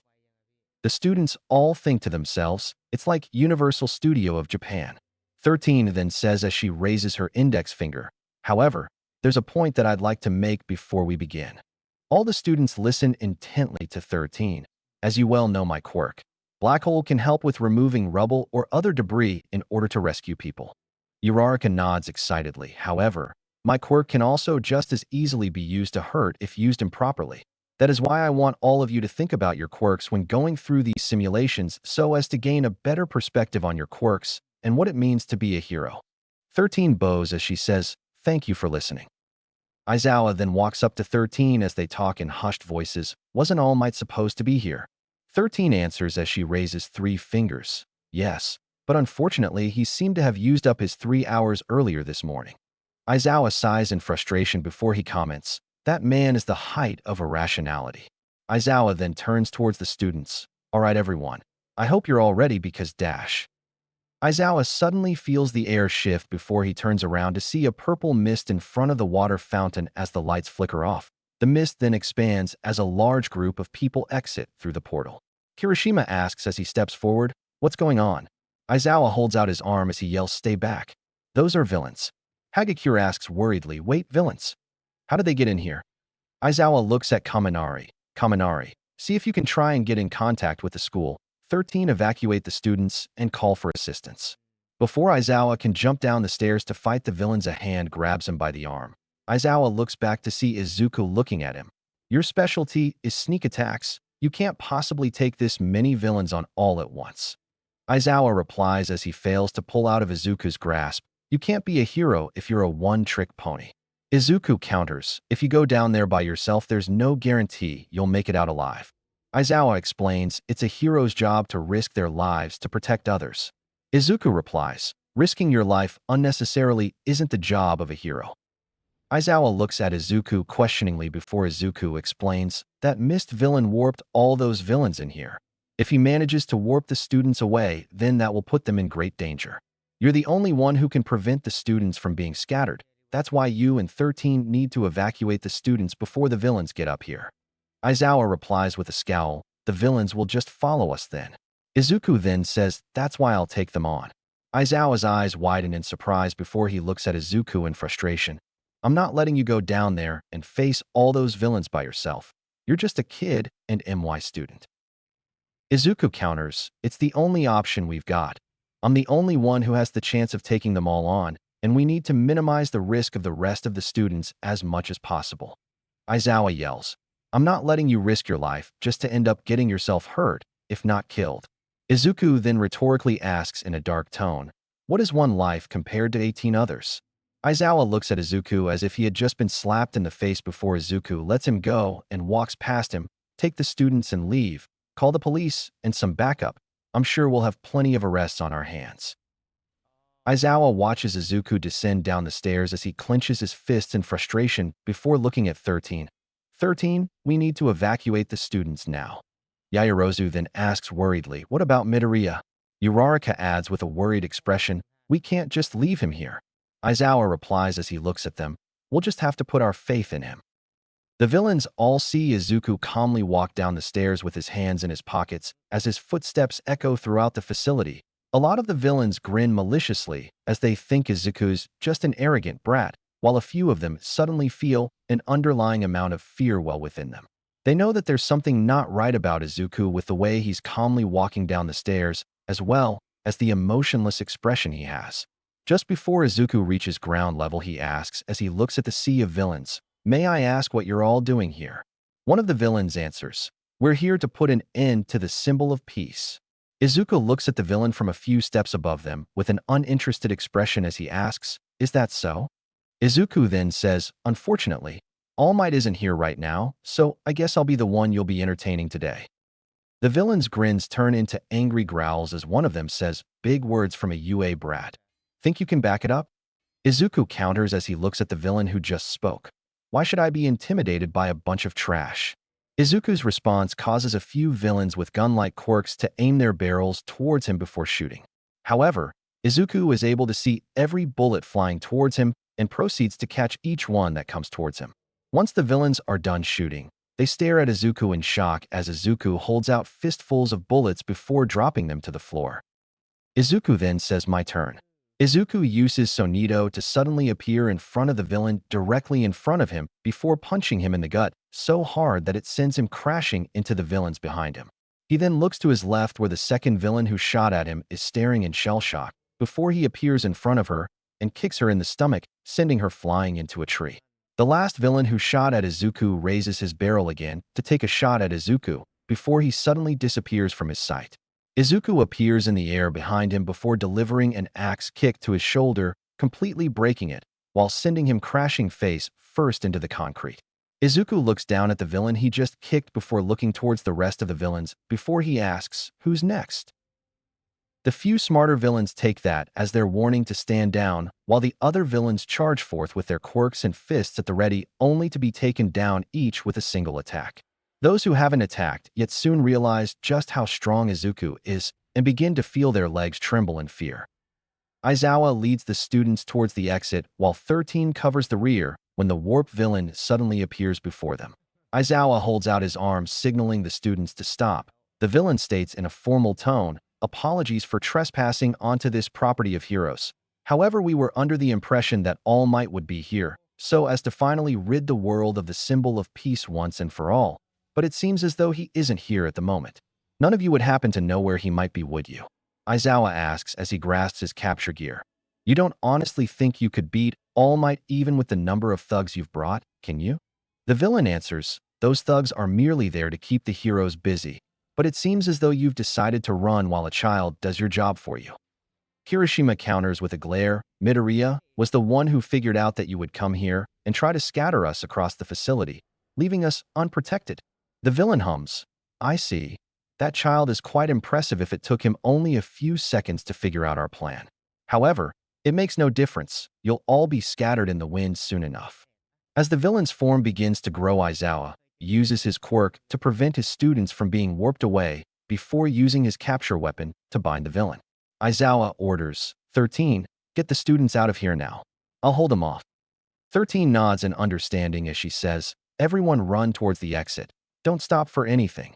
The students all do as 13 says before they run past Aizawa and the villain. The villain comments, so, you're Eraserhead then? I've heard quite a bit about you. However, there's no way you could hold this up for long. Once all the students have left the facility, Aizawa allows himself a chance to blink, but when he opens his eyes, the villain is gone. Aizawa grits his teeth, damn it, he got away. A villain with a mutation quirk punches Izuku in the face who doesn't flinch or show any signs of pain before he asks, "Is that all?" Izuku then delivers a punch to the villain's stomach, which sends him sprawling across the floor in pain. The villains are finally starting to realize just how outmatched they are. The warp villain appears beside the ring leader before the leader asks, "So, were you able to take care of them, Kurogiri?" Kurogiri answers, "I'm sorry, Shigaraki, but unfortunately the students managed to escape. They had Eraserhead with them."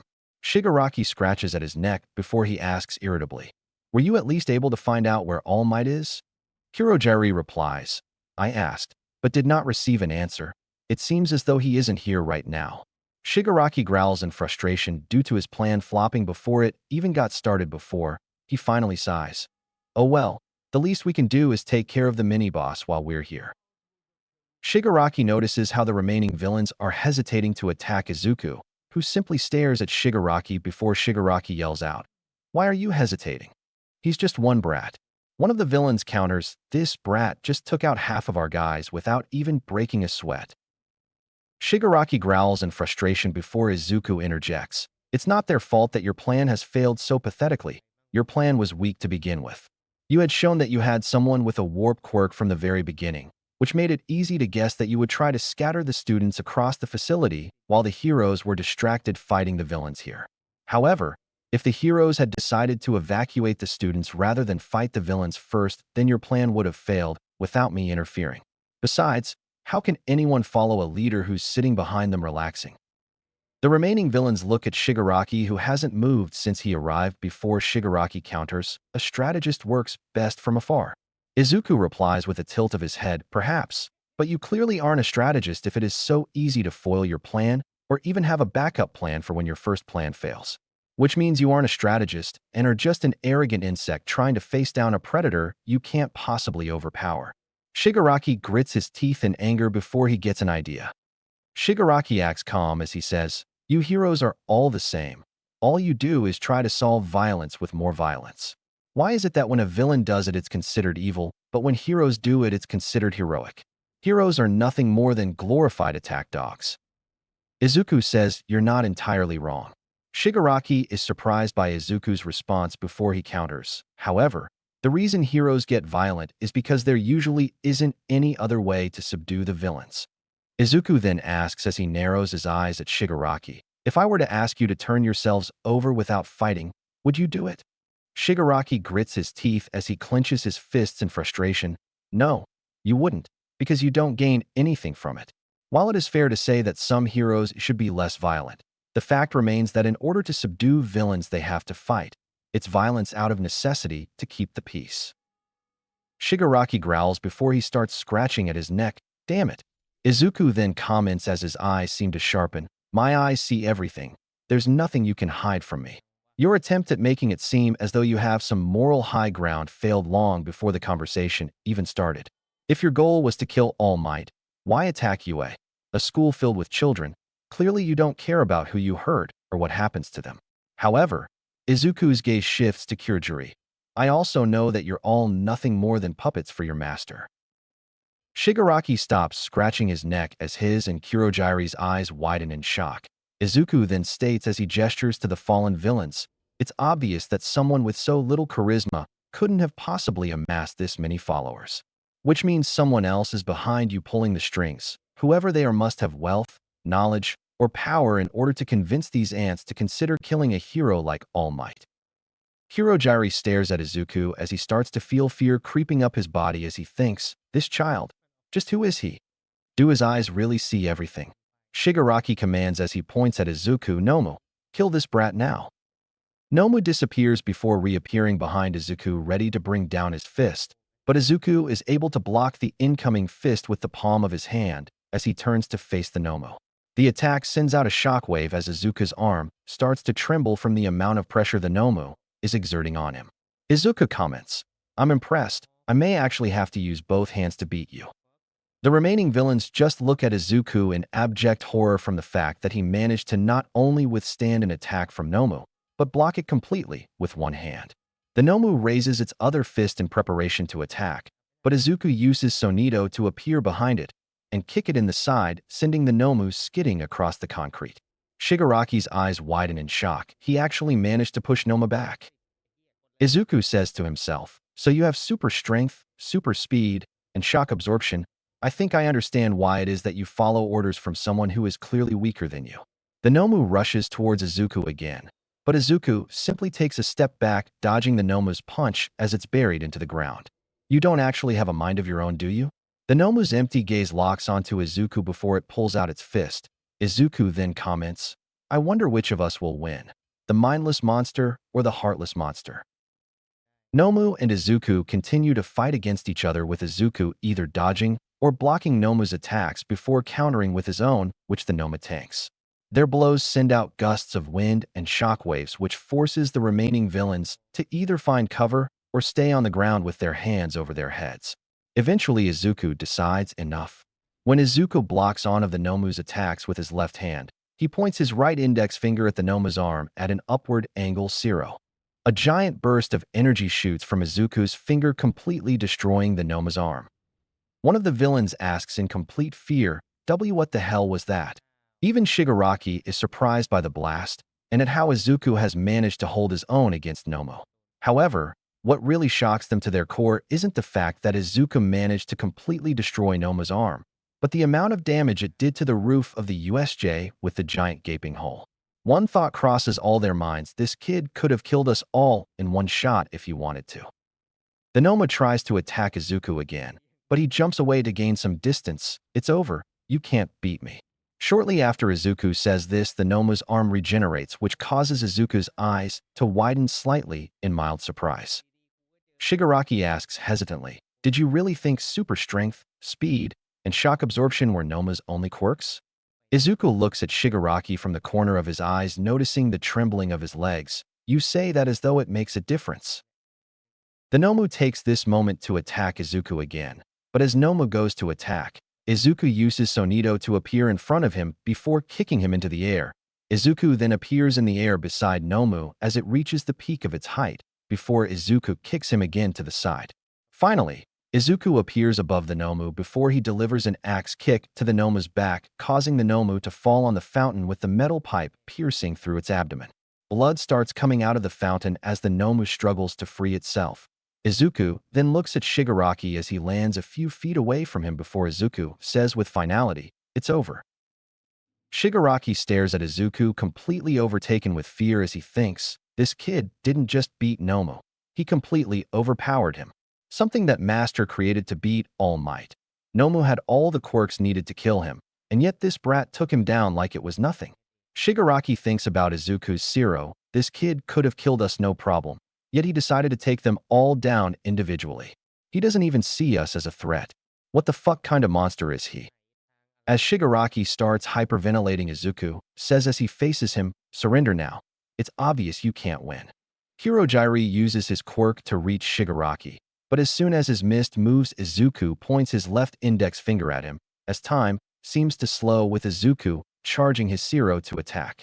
However, Hirojiri manages to reach Shigaraki and warp away. Izuku lets go of the Zero, making it disappear before he hears a loud bang throughout the building. "Never fear, because I am here." Izuku looks up to see All Might at the top of the stairs, who only just notices the number of fallen villains and the Nomu who's impaled by the fountain. All Might's eyes widen in shock and horror at the sight, but what disturbs him most is Izuku's vacant expression to the scene he's in. Chapter 6. Shigaraki falls through the warp gate into a bar with Hirojiri standing behind him. A TV with audio only asks calmly, "What happened?" Hirojiri answers as Shigaraki is still trying to gain his bearings. "We were completely overpowered and outmatched, Sensei." Sensei replies after a thoughtful hum. "I see. So it seems All Might hasn't lost as much power as I thought." Shigaraki counters with a shake of his head. "No, Sensei. All Might wasn't even there. It was some monster." Sensei asks curiously, "A monster, you say?" Hirojiri explains, "The child managed to defeat every villain we brought, aside from the ones who eventually surrendered. The child possesses great speed, strength, and endurance, along with who knows what other kind of enhancements. However, he also had the ability to shoot out blasts of energy that could have killed all of us in one shot if he wanted to." Sensei is thoroughly intrigued. He'd never heard of a quirk that powerful. "I see. It appears there's another piece on the playing board. Shigaraki then adds this time more calmly. That's not all, sensei. There was something wrong with him. Throughout the whole fight, he didn't show any signs of emotion. The way he carried himself and the way he spoke almost seemed as though he wasn't even human. Like he was some sort of monster. I remember him saying when he was fighting the Nomu, I wonder which of us will win, the mindless monster or the heartless monster. Sensei remains silent for a moment before he says, it would seem that from that statement that he managed to deduce that the Nomu had no will of its own. He must have quite an impressive intellect for him to reach such a conclusion. But what really interests me is the implication of what he said. Shigaraki and Kurojari both look at the monitor. If he truly has no heart, then theoretically he should have no allegiance to the heroes, unless he has someone who's guiding him. Shigaraki's eyes widen in realization, which means if we're able to find this person, then we can control him. Sensei replies pleased, correct Tamura. However, before we do anything, we must gather more information on this heartless monster of yours. Once we know who he is, then we may be able to find who it is that's guiding him, and from there we can force him onto our side. Shigaraki grins maniacally as he says, yes, sensei. Meanwhile, Izuku says as he stares up at All Might as all the villains lie on the ground around him, you're late, All Might. A chill runs up All Might's spine at the sight. He sees the boy he failed to save almost a year ago standing among the bodies of many villains with one of them impaled on a fountain with blood pouring out of it. Bile rises up in All Might's throat, but he swallows it back down before he jumps down the stairs to meet Izuku. All Might asks, standing before Izuku, young Midoriya, what happened here? Izuku answers as he turns fully towards All Might. These villains managed to infiltrate the USJ through a villain with a warp quirk known as Kurojari. Apparently, they were following someone by the name of Shigaraki, and they were planning on using a biologically engineered monster in order to kill you called Nomu. Izuku gestures to the Nomu, which is still impaled, but the bleeding has stopped due to the Nomu's regeneration.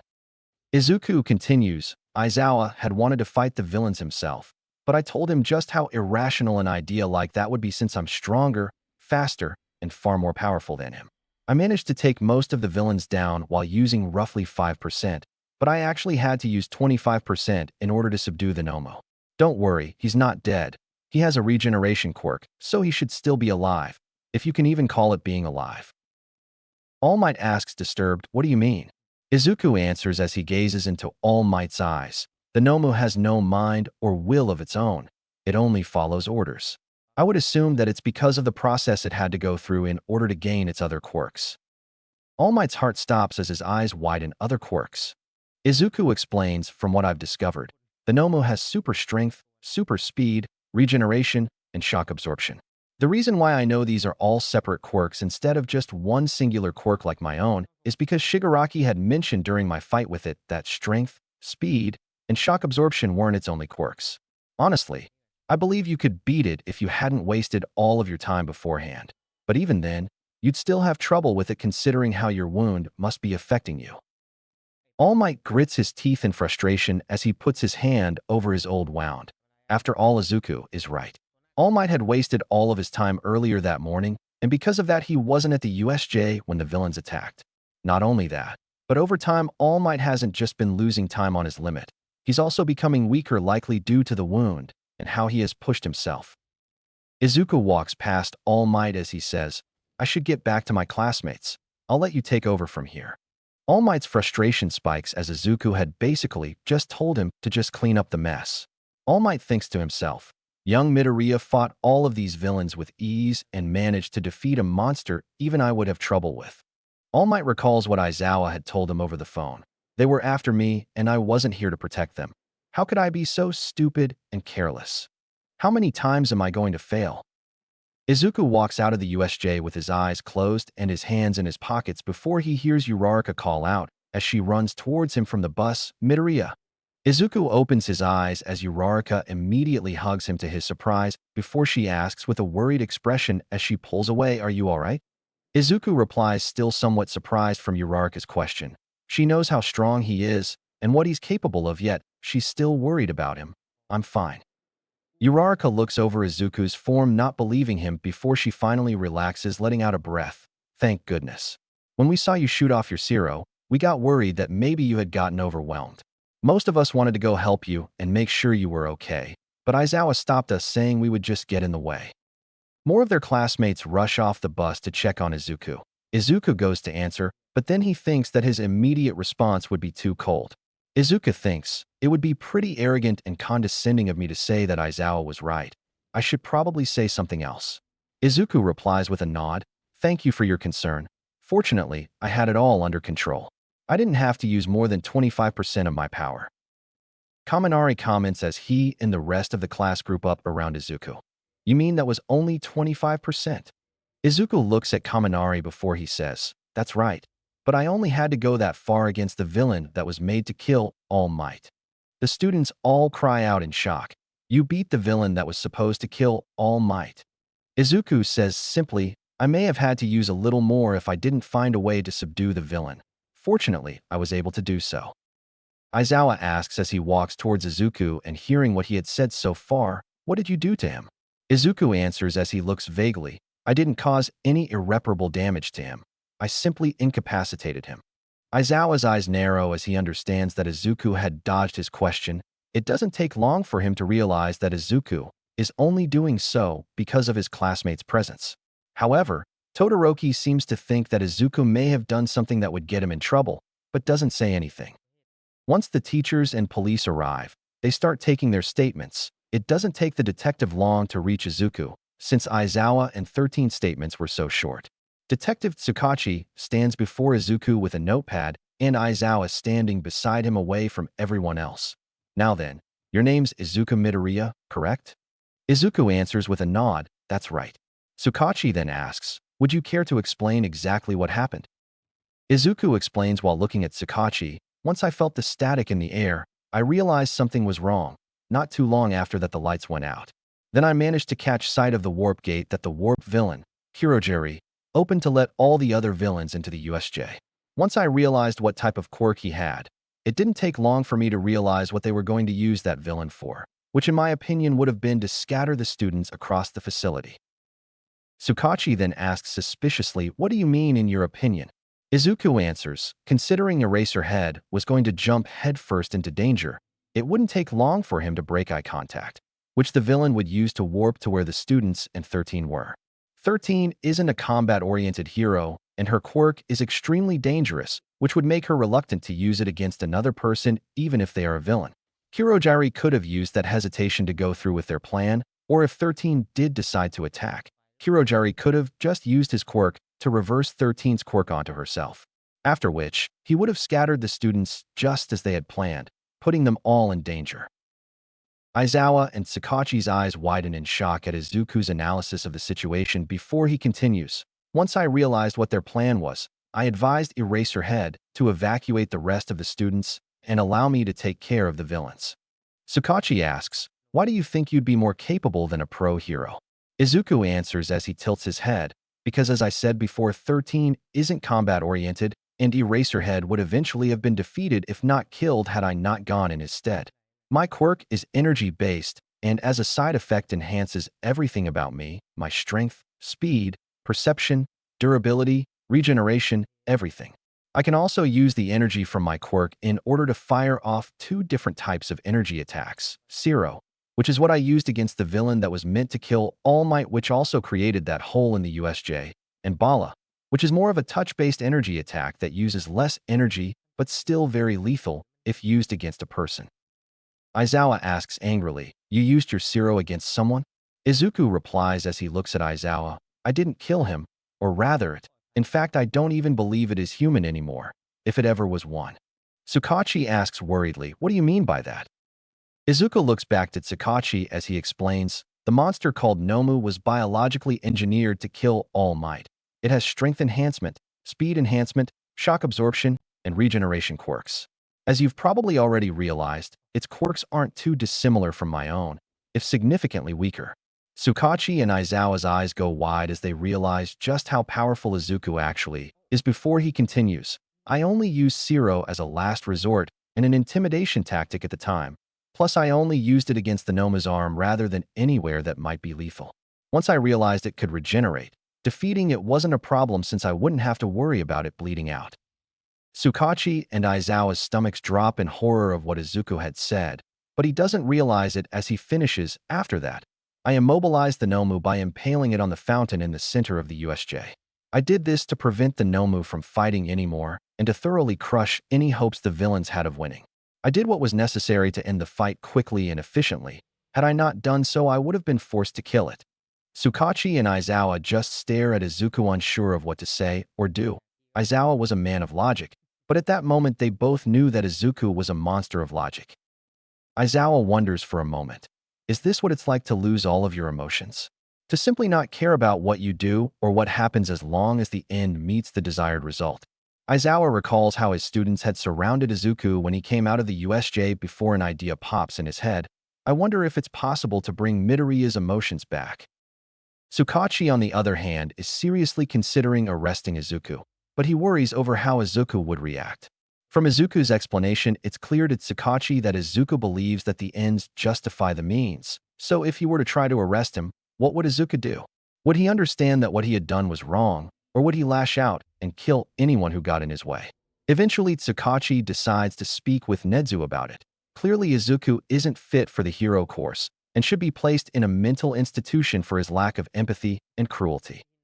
Izuku then says, however, this brings Aizawa and Tsukachi out of their thoughts, the one who was giving orders to the rest of the villains. Shigaraki is not the real leader of the League of Villains. Tsukachi asks hesitantly, what do you mean? Izuku answers, Shigaraki was acting childish throughout the fight, yelling at his subordinates and throwing tantrums when things didn't go his way. He even tried to pretend as though he had some moral or just reason for being a villain by saying that heroes are just as violent as villains, yet the two are treated differently. Both Aizawa and Tsukachi perk with interest of what Izuku's response might have been. I, of course, told him that such an idea was childish and naive. Heroes are only violent as a reaction to the villain's violence. Granted, some heroes could do with holding back, but it is necessary to preserve the peace. I even called him out on his attempt by asking him if he or the rest of his league would have surrendered if I had simply asked. Of course they wouldn't. They wouldn't gain anything from that. So, when reasoning fails, the only other option is to fight to protect those who can't protect themselves. Though it may not be heroic, students who are learning to become heroes should be taught how to use intimidation in order to prevent the villains from escaping or continuing on their crime. Aizawa and Tsukachi both stare at Izuku in surprise before they realize that from Izuku's explanation, he didn't attack to cause major harm unless absolutely necessary. Izuku had attacked to incapacitate and to intimidate the villains around him in order to prevent them from fighting him. From what Tsukachi had gathered from the medics before he went to interview Izuku, most of the villains weren't in any serious danger except for one whose face was almost completely broken from being smashed into the concrete. But even then, they'd be able to recover with a healing quirk. Aside from the Nomu, Izuku's attacks seemed almost harmless compared to what he could have done. Izuku could have just killed them all with a single Zero and been done with it. But he didn't. He incapacitated every villain who attacked him and intimidated the rest. Tsukachi thinks to himself, maybe this kid isn't too far gone. He then asks, you said before that you didn't think Shigaraki was the leader. Do you know who it would be? Izuku answers thoughtfully, whoever is behind the league clearly has charisma and power in order to bring in so many villains, even if they are low-rate thugs. Plus, they would have to be knowledgeable in biology in order to create something like Nomu. So perhaps they may be a doctor or have a doctor on hand to do that for them. Not to mention that someone who has that kind of pull must also have wealth as well. So whoever it is that's pulling the strings is a very dangerous enemy that shouldn't be taken lightly. Tsukachi's eyes widen in horror as he can think of only one person who matches that description. It can't be. He's supposed to be dead. How is he still alive? Izuku then asks, are you all right, detective? Tsukachi blinks as he looks at Izuku. Truthfully, Izuku doesn't care about Tsukachi or how he's feeling, but that's what his old self would have asked if in that situation. Tsukachi replies with a fake smile, I'm fine, Midoriya. Izuku immediately picks up on the lie, but says nothing. Thank you for everything you've given me. This information will really help with our investigation. Izuku nods as he replies, you're welcome, detective. As Tsukachi leaves, Izuku comments, I thought he was actually going to arrest me just then. Aizawa looks at Izuku before he asks curiously, what would you have done if he did? Izuku answers honestly, as I am now. I would have gone along with him and accept whatever punishment the law deemed fit. Aizawa is impressed before Izuku says, however, the only reason why I would do that is solely because resisting would end up causing my mom pain, and even though I don't feel anything anymore, I know I never want to do that. Aizawa thinks to himself, this kid's only weakness really is his mom. I'd hate to see what he would do if she were ever put in any danger. However, perhaps there's still a little bit of emotion left in there buried deep beneath all his pain and despair. Aizawa ruffles Izuku's hair much to his surprise before Aizawa says, come on kid, the others are waiting for you. Izuku runs his fingers through his hair as he wonders, what was that? Chapter 7. Chapter text. Even though no one was harmed during the USJ attack, Nedzu still decided to shut the school down in order to put in more security protocols as well as help with the investigation. When Izuku got home, Inko had practically smothered him with her worry, which he tried to dissuade by telling her that he wasn't even injured. Of course, she knew Izuku wasn't injured, but the thought of her baby boy facing off against a horde of villains terrified her. Izuku may be strong, but everyone has a weakness. What if he had done something that he couldn't come back from? What if he killed someone and was put under arrest? What if he resisted and ended up hurting or killing someone innocent? These thoughts and worries swirl through Inko's mind as she holds onto Izuku with tears streaming down her face, but then she feels a gentle hand cup her right cheek. Inko opens her eyes to look at Izuku, who still has the same emotionless expression, but there's something different about it. Mom, it's all right. It's over now. My teachers and classmates are fine.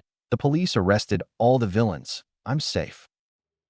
Inko buries her face into Izuku's shoulder as she cries out, feeling a little more comforted from Izuku's attempt. Izuku. Izuku strokes Inko's hair soothingly. It's all right, Mom. I'm here. I promise I won't leave you. The next 3 days go by in a flash. UA is still working on upgrading their security protocols, but it is now confirmed safe for students to go to school. During homeroom, Aizawa stands before the rest of the class. All right, everyone. I hope you're prepared, because the fight's not over yet. A few of the students gulp as they think worriedly, what's he got planned for us? Aizawa states, the UA Sports Festival is coming up. The class cheers in excitement before Aizawa uses his quirk, silencing the class. Aizawa then asks, now then, are there any questions? Jiru raises her hand. Is it really such a good idea for UA to be holding a festival shortly after we were just attacked by a bunch of villains? Aizawa answers as he looks at Jiru. I asked the principal the same question, but he seems to think that we should continue to hold the festival to show that UA is confident in repelling any villains that may try to attack us. While everyone here knows what really happened that day, the story is that the villains were defeated by All Might, 13, and myself. Aizawa continues, while I personally don't like the idea of taking credit, I certainly don't want to jeopardize a hero student's future. Eraserhead pointedly looks at Izuku, who nods in understanding before he looks back over the class. However, that isn't the only reason. This is also an opportunity to show hero agencies what you're capable of and work on cementing your roles as heroes. The sports festival happens only once a year. You only have 3 years, meaning that you have to make every second count, understand? The class replies in unison, yes, sir. The rest of the day goes by relatively quickly until lunch break. As Class 1A goes to leave the classroom, they see a crowd of students all around their door. Kaminari asks in shock, whoa, what the heck is going on? Bakugo answers as he moves to the front of the class. They're here to scope out the competition. A blonde-haired, blue-eyed student comments with a smug smirk, competition? The way I heard it, none of you even so much as did anything during that villain attack. Are you sure that any of you actually deserve to be in a hero course, much less in Class 1A? A few of Class 1A shift uncomfortably since Izuku was the only one who faced the villains while they all ran away. Bakugo, on the other hand, growled in both frustration and irritation. However, before a fight could break out, Izuku replies as he walks towards the blonde student, could you have done any better? The blonde looks at Izuku, confused by his question, huh? Izuku repeats, could you have done any better? Izuku explains, in case if you haven't already noticed, we're all first years still in our first week of training. Yet you seem to think that we're not only strong enough, but well-trained enough to take on a horde of villains. I don't know if you're naive or just outright stupid. The blonde growls angrily while a few students behind him chuckle before Izuku steps into the boy's personal space. In either case, if I were you, I'd be less worried about us and more worried about yourself. If you focus too much on how we're progressing, then you won't realize just how far you're falling behind. So instead of antagonizing our class, perhaps you should focus more on your training, or else you won't even make it past the first round in the sports festival. The blonde clenches his fists before he yells, "It doesn't matter how strong Class 1A gets. Class 1B will still beat you in the sports festival." Izuku says with a cold stare, "You can try."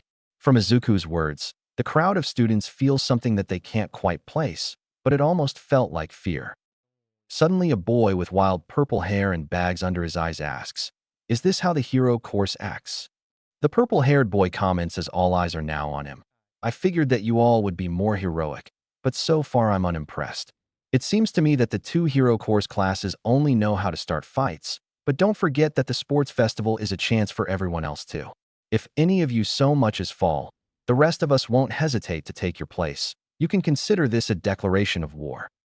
Tension fills the air as everyone looks at the purple-haired student before Izuku states, "Actually, we have a spot open." Everyone looks at Izuku as they blink in surprise. "Our teacher actually expelled a student on the first day of school. He even threatened to expel me for not using my full power." The purple-haired boy looks at Izuku in surprise. "If you truly want to be a hero, then I expect you to give it your all during the sports festival." Shinso thinks to himself as he looks at Izuku, "I can't tell if this guy is serious or if he's actually looking down on me. He hasn't changed expressions once, but for some reason I don't think he's trying to pick a fight with me like that blonde idiot was trying to do earlier." After that, the crowd disperses as they all head to the lunchroom. Kirishima comments with a sigh of relief, "Man, that was intense."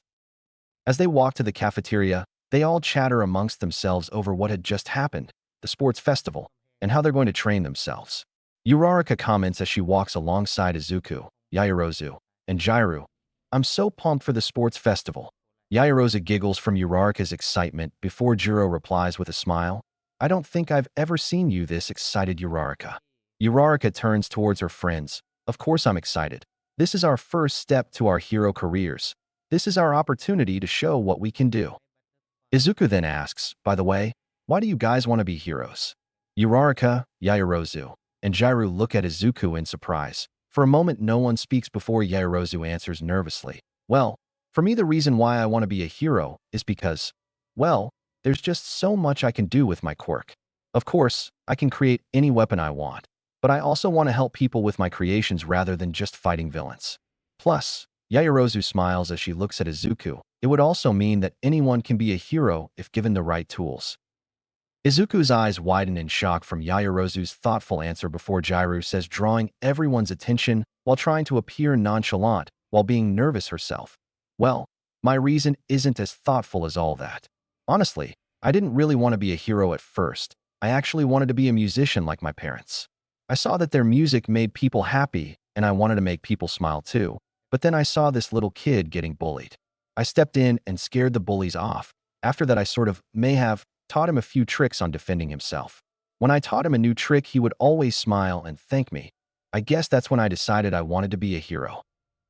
Uraraka comments looking depressed, "Your guys' reasons are so much better than mine."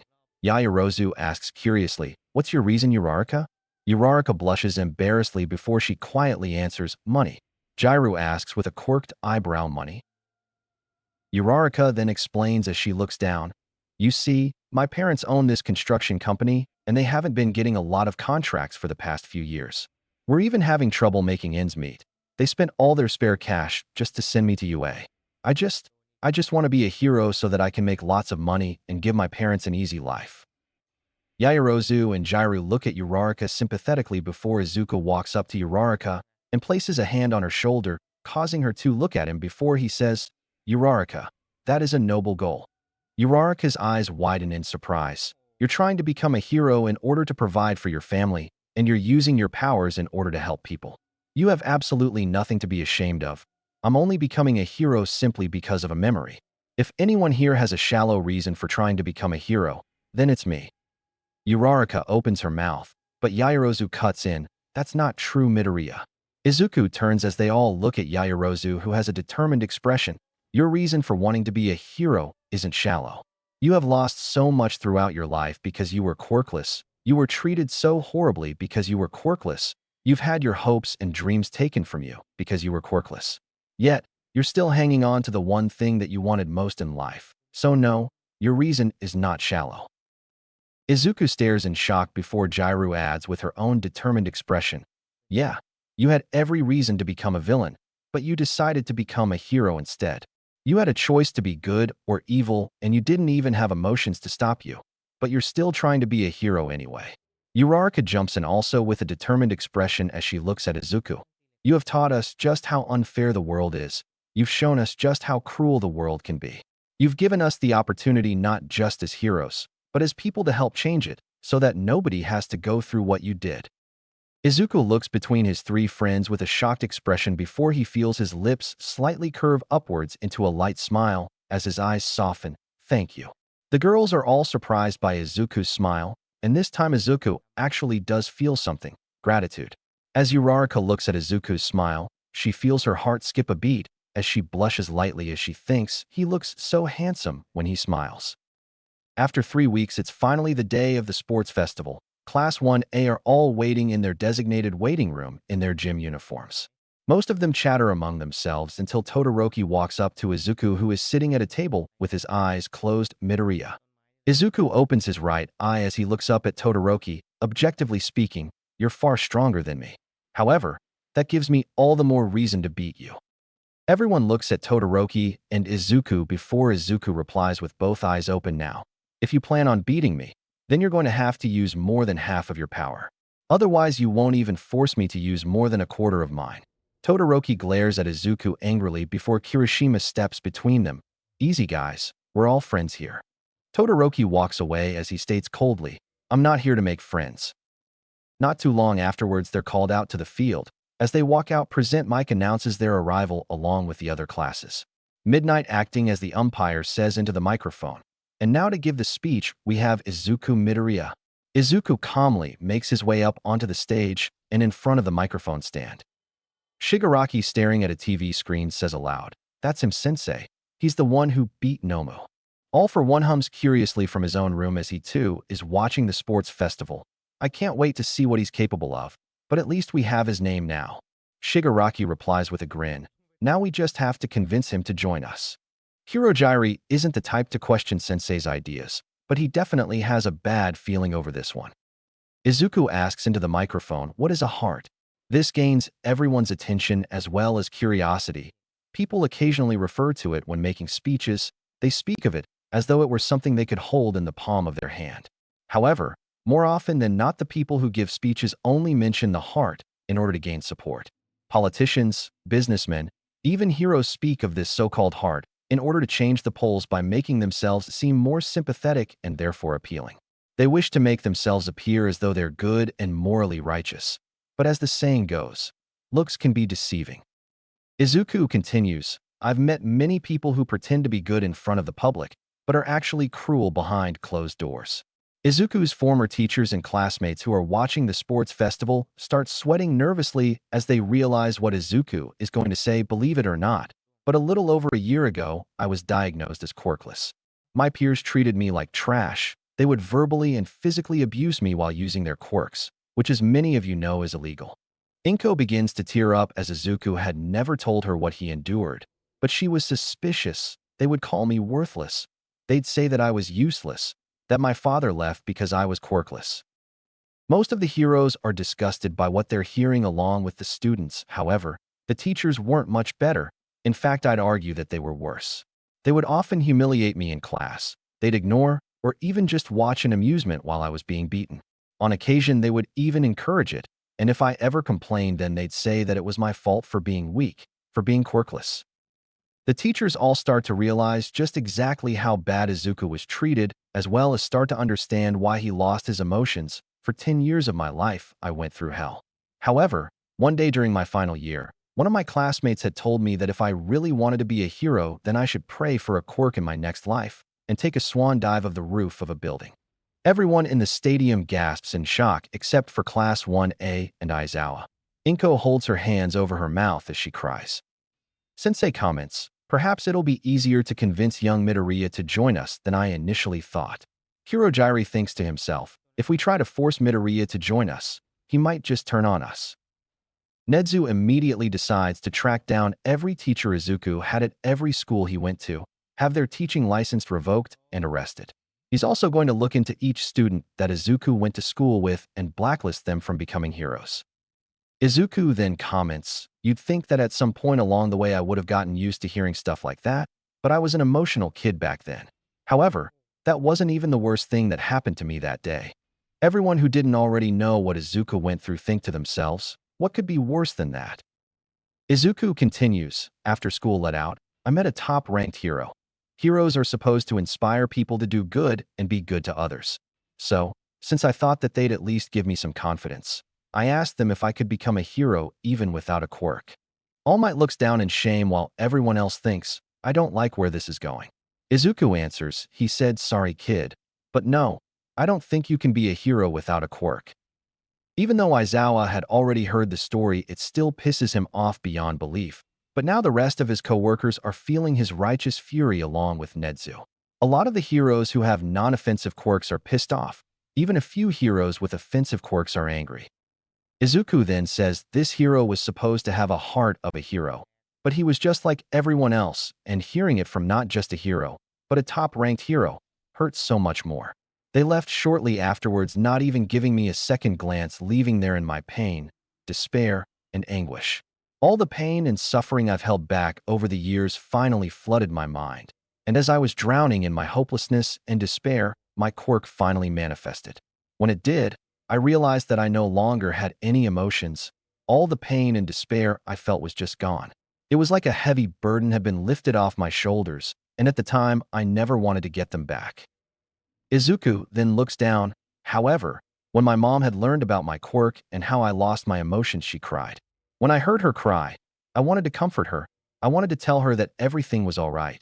But since I no longer had my emotions, I only ended up hurting her even more. It was at that moment that I realized a heart isn't something to be used or hurt lightly, because you never know when you might lose it. Izuku looks out towards the crowd. A heart isn't something to be talked about so lightly. Those who truly have hearts and care about those around them don't talk about hearts. True heroes and truly good people show their hearts through their actions, by saving and helping those around them even when it isn't asked for. A heart is the embodiment of empathy, sympathy, kindness, care, and love. That's why when I become a hero, I'm going to put an end to all forms of quirk discrimination and expose every single false hero as the monsters they truly are. The crowd stands up in applause with the students and teachers. Uraraka smiles proudly at Izuku as he walks off the stage. At the same time, Todoroki watches Izuku with mixed feelings. He understands Izuku's goal, but he has his own goal to fight for as well. Midnight then says as she wipes away a stray tear, now with that inspirational speech out of the way, let the sports festival begin. Chapter 8. After hearing Izuku's opening speech for the sports festival, many people are immediately rooting for him to win. A man with black hair, turquoise eyes, and covered in scars watches the jumbo TV on the street with rapt attention. He wonders to himself if Izuku actually will keep his promise and expose the fake heroes of society. However, he also sympathizes with Izuku's background and understands why he would keep said promise if what he's saying is true. Meanwhile, a blonde-haired girl with two side buns and yellow eyes watches the TV with a blush. He's so handsome. Add on his background, and she becomes even more infatuated since she was abused and neglected because of her villainous quirk. However, when Izuku states with complete seriousness that he's going to expose fake heroes, that she starts to fall for him. At the same time, a pink-haired lizard man with a red scarf and white bandana mask across his eyes watches with a smile. The man comments to himself, it seems this kid is a follower of Stain as well. I'm sure Stain would love to meet him. However, Stain isn't watching the sports festival. In fact, he's trying to decide who his next target should be. Midnight announces as the screens roll like a slot machine for the first round of the sports festival. We have the screens stop, the obstacle course. Midnight then explains as a map of the track is shown on screen. As the contestants run through the track, there will be certain obstacles and surprises that they'll be forced to overcome. Now, go beyond, plus ultra. The students all cheer before the head for the starting line, which happens to be a giant red gate. After a few moments, the race starts as Present Mike calls out go. All the students rush through the exit, but wind up congesting the tunnel with everyone trying to go at once. However, Most of the hero students from 1A use their quirks in order to exit the tunnel. Todoroki runs ahead of everyone before he hears Present Mike narrate. Looks like the Midoriya has managed to reach the first obstacle. Todoroki looks ahead in surprise to see Izuku standing off in the distance before a horde of zero-pointers. Todoroki thinks to himself, how did he get ahead of me so quickly? I thought for sure that he wasn't even at the front of the pack. Aizawa explains while the audience is confused over how Izuku managed to get ahead of everyone else. Midoriya has a technique he calls Sonido. It allows him to travel at incredible speeds in under a second. Present Mike comments, talk about impressive.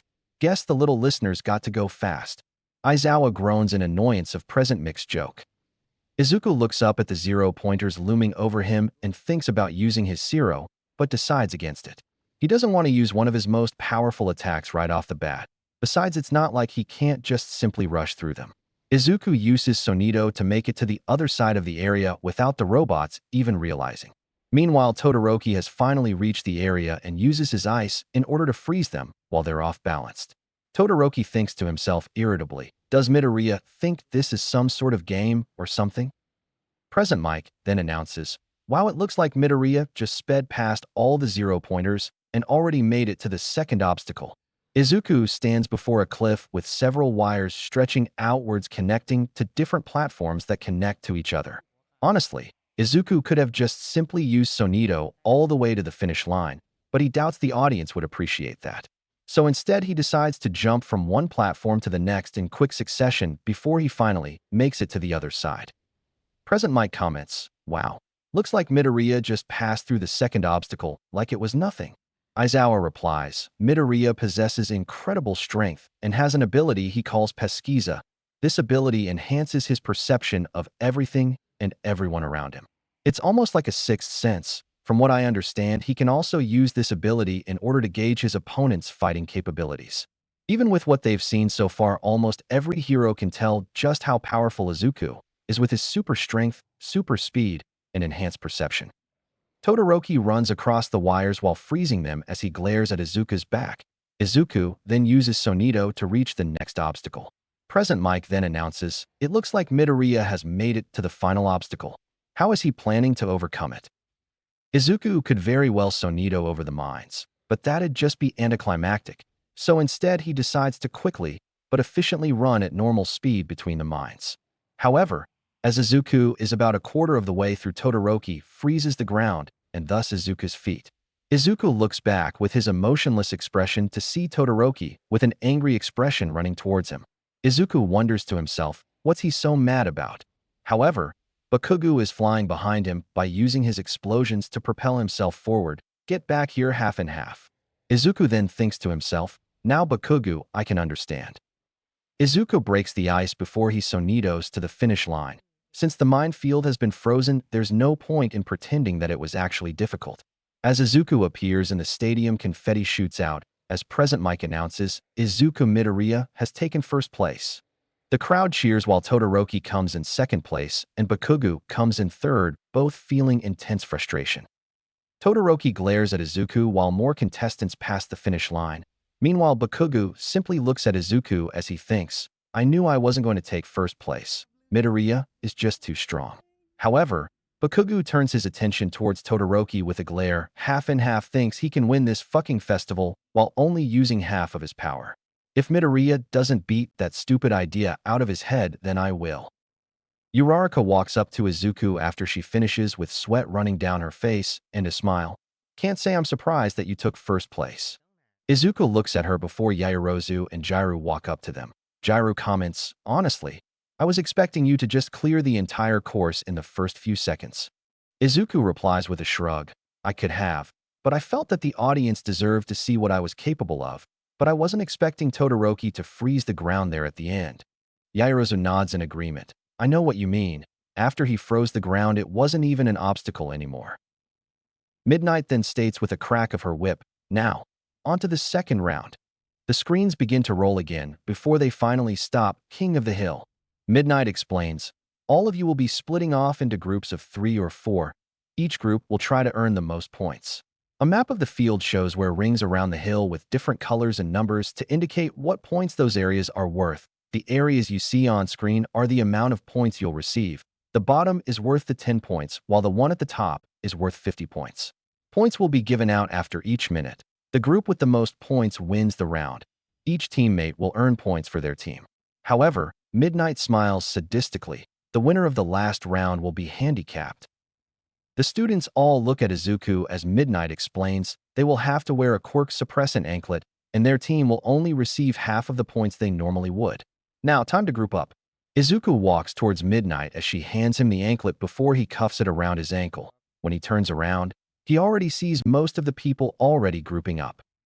Izuku thinks to himself, if I still had emotions, I'd probably be freaking out right now and worrying about finding teammates. Izuku is broken out of his thoughts when he sees Uraraka walking up to him with a smile. Are you ready to win, Midoriya? Izuku comments, I'm surprised you'd join up with me since I'll basically be reducing our number of points by half. Uraraka replies, yeah, but you're super strong even with your quirk being suppressed. Besides, I couldn't let my best friend fend for himself. Izuku blinks in surprise as he thinks, best friend? Uraraka then turns around as she starts looking around. Now then, we need at least one more person to join us. Izuku looks down at the anklet on his leg, trying to figure out how much power he's capable of. When he asked Midnight how much power it suppresses, she had told him that it suppresses half of his power. However, since most of his power is locked behind his transformations, that means that in his base form, he can only use a little more than 12%. If he were to use his first transformation, then he'd only be able to use 25%. Then in his final form, he'd only have 50%. Izuku wonders to himself as he looks at the anklet, I wonder if they'll let me use this during the final round. However, he's broken out of his thoughts as a girl with pink dreadlocks confidently walks towards them. Uraraka doesn't seem to notice, and if Izuku didn't have his pesquisa, he might not have noticed her either. The pink-haired girl loudly greets, hello there, Mr. First Place. Uraraka jumps in surprise before she turns around to see the girl. My name's Mei Hatsum, engineer extraordinaire, and I would like to join your team. Izuku asks curiously, any particular reason as to why? Most people would tend to avoid those that would only hinder their progress. Hatsum laughs before she answers, that may be true, but you took first place in the last round without even trying, so I seriously doubt you'll lose. Hatsum then lifts her goggles. Besides, I'm only in this festival to show off my babies, so with you being Mr. First Place, everyone will have their eyes on you. Uraraka blushes as she exclaims, babies? Hatsum nods as she steps aside to reveal a crate full of her inventions. Izuku comically thinks to himself, how did I not notice that? Hatsum then starts to pull out various inventions and explains what each of them is capable of. At that moment, Izuku starts to formulate a plan. After Hatsum is done showing off her babies, Izuku informs both Uraraka and Hatsum of the plan he's come up with.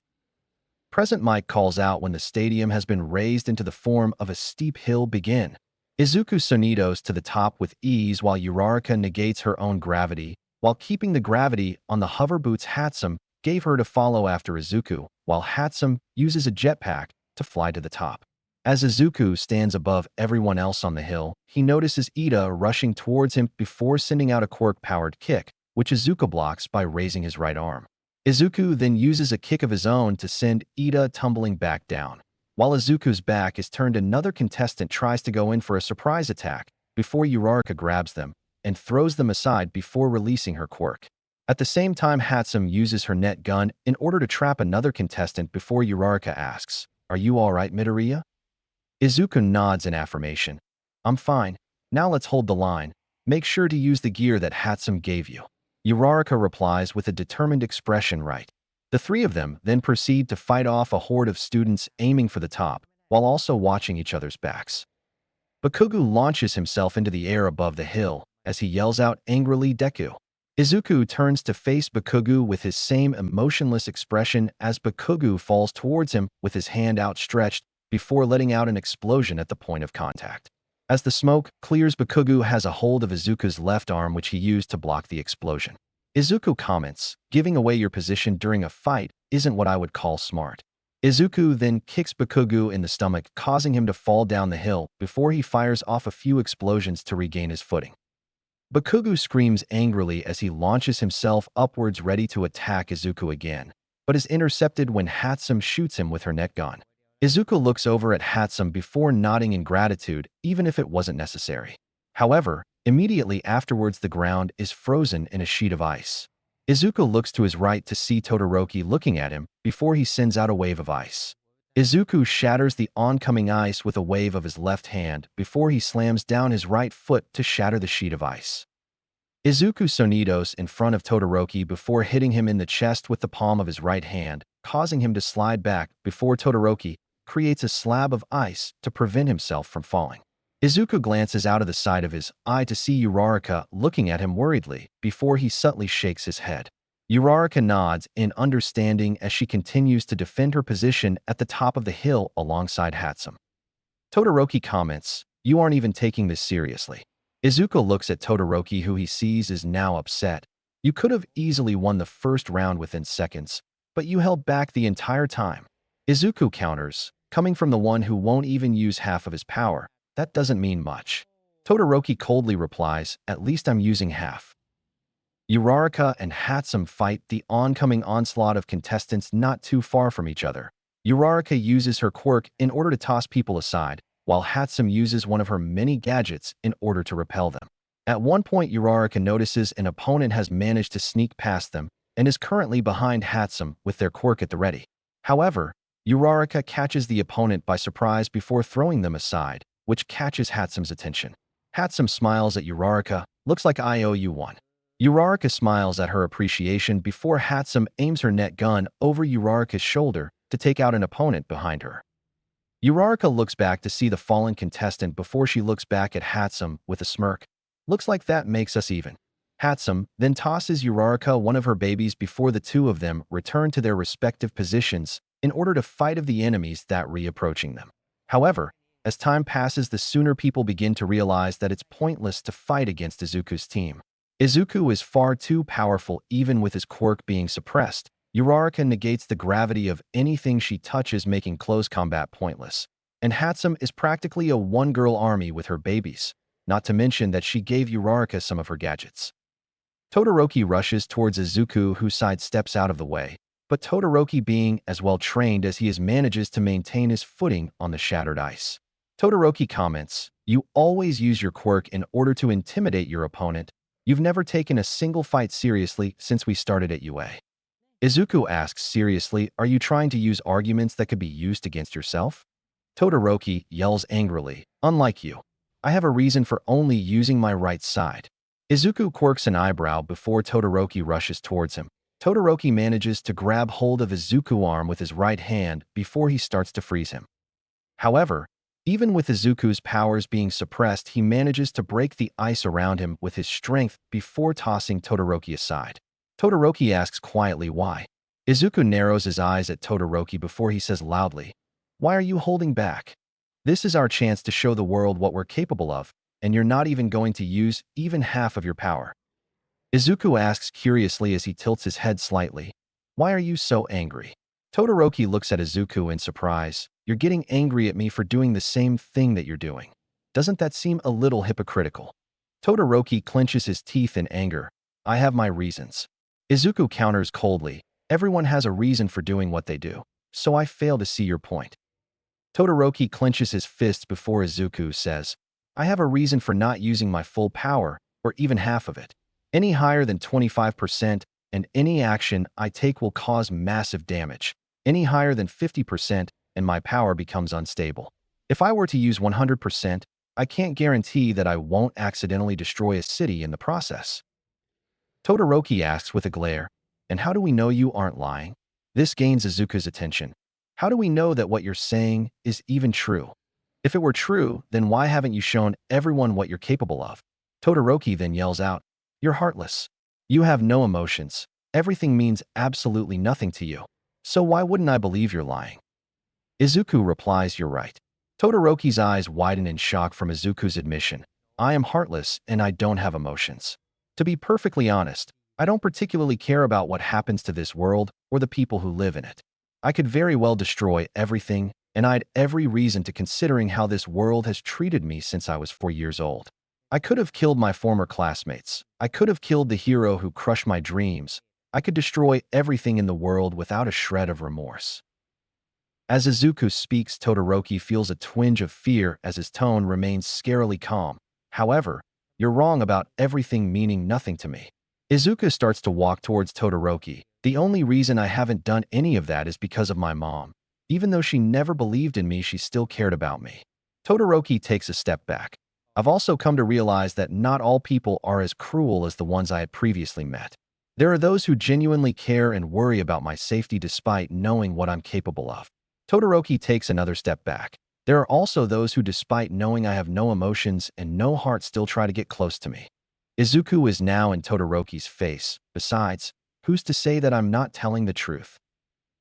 The left side of Todoroki's body starts to ignite in fight or flight response before they hear Present Mic call out, "Time's up." The flames are immediately extinguished in relief before Izuku walks away from Todoroki. Uraraka wipes the sweat from her head as she comments, "I can't believe we did it." Uraraka then looks over at Hatsum with a smile. "Your babies are amazing, Hatsum." Hatsum replies with her own smile as she pulls up her goggles and lands, "I knew you'd like them." Midnight then says as she gestures to the screen with her whip, "Now then, it's time to total up the points." On the screen it shows Izuku's team in first, Todoroki's team in second, Bakugo's team in third, and Shinsu's team in fourth. However, since Izuku's team only had 3 people on his team, one position is open for another contestant in the final round. The crowd cheers and applause for the winning teams. However, Todoroki and Bakugo aren't the least bit happy. Bakugo is furious at not coming in first, not coming in second, but coming in third. Todoroki, on the other hand, is looking at his left hand as he realizes what just happened towards the end of that match. Present Mic announces, "Now before we begin the third and final round, we're going to take an intermission for everyone to take their lunch." Present Mic turns off the microphone as he says, "Come on, Shota, let's go get something to eat." Aizawa grabs his sleeping bag as he follows after Present Mic. Uraraka grabs Izuku's hand with a smile as she says, "Come on, Midoriya, let's go find a place to eat before all the seats are taken." However, Todoroki interrupts them when he says, "Midoriya." Izuku looks over at Todoroki while Uraraka looks at him with a glare. "We need to talk." Uraraka looks like she wants to protest, especially after what she heard Todoroki say about Izuku. But Izuku looks at her and says, "Go." Uraraka looks at Izuku in surprise, "Save me a seat." Uraraka nods before she reluctantly walks off. Izuku then asks as he looks at Todoroki, "So, are you finally going to tell me what's been bothering you?" Todoroki replies, "Not here. We need to go somewhere more private." Izuku then motions with his hand, "Lead the way." Todoroki then leads Izuku inside the stadium. Chapter 9. Izuku and Todoroki stand opposite of each other in a hallway. They've been standing there for almost a minute of silence. However, Todoroki is still trying to think of what he wants to say, and Izuku doesn't feel the awkwardness of the situation, but still recognizes it. Eventually, Izuku comments, "If we stay here any longer, we're going to wind up missing lunch, and while that doesn't mean much for me, I doubt you could go without it." Todoroki looks at Izuku for a moment before he finally says, "I was overwhelmed." This catches Izuku's attention, and it made me break the promise I made to myself a long time ago. Todoroki says as he looks at his left hand, "No one else on the field even caught a glimpse of what had happened." In that moment, I felt what Bakugo had felt during our first exercise, an overwhelming sense of fear and also power. It reminded me of All Might, how he's the strongest hero in the world, and how villains are afraid of him when he arrives. The power that was coming from you felt similar to All Might's. Todoroki then asks as he looks at Izuku, "Midoriya, are you All Might's secret love child?" Izuku blinks as he's caught off guard before he comments, "I can't tell if you're being serious right now or not." Todoroki replies with a nod, "I am." Izuku answers, "No, I'm not All Might's secret love child.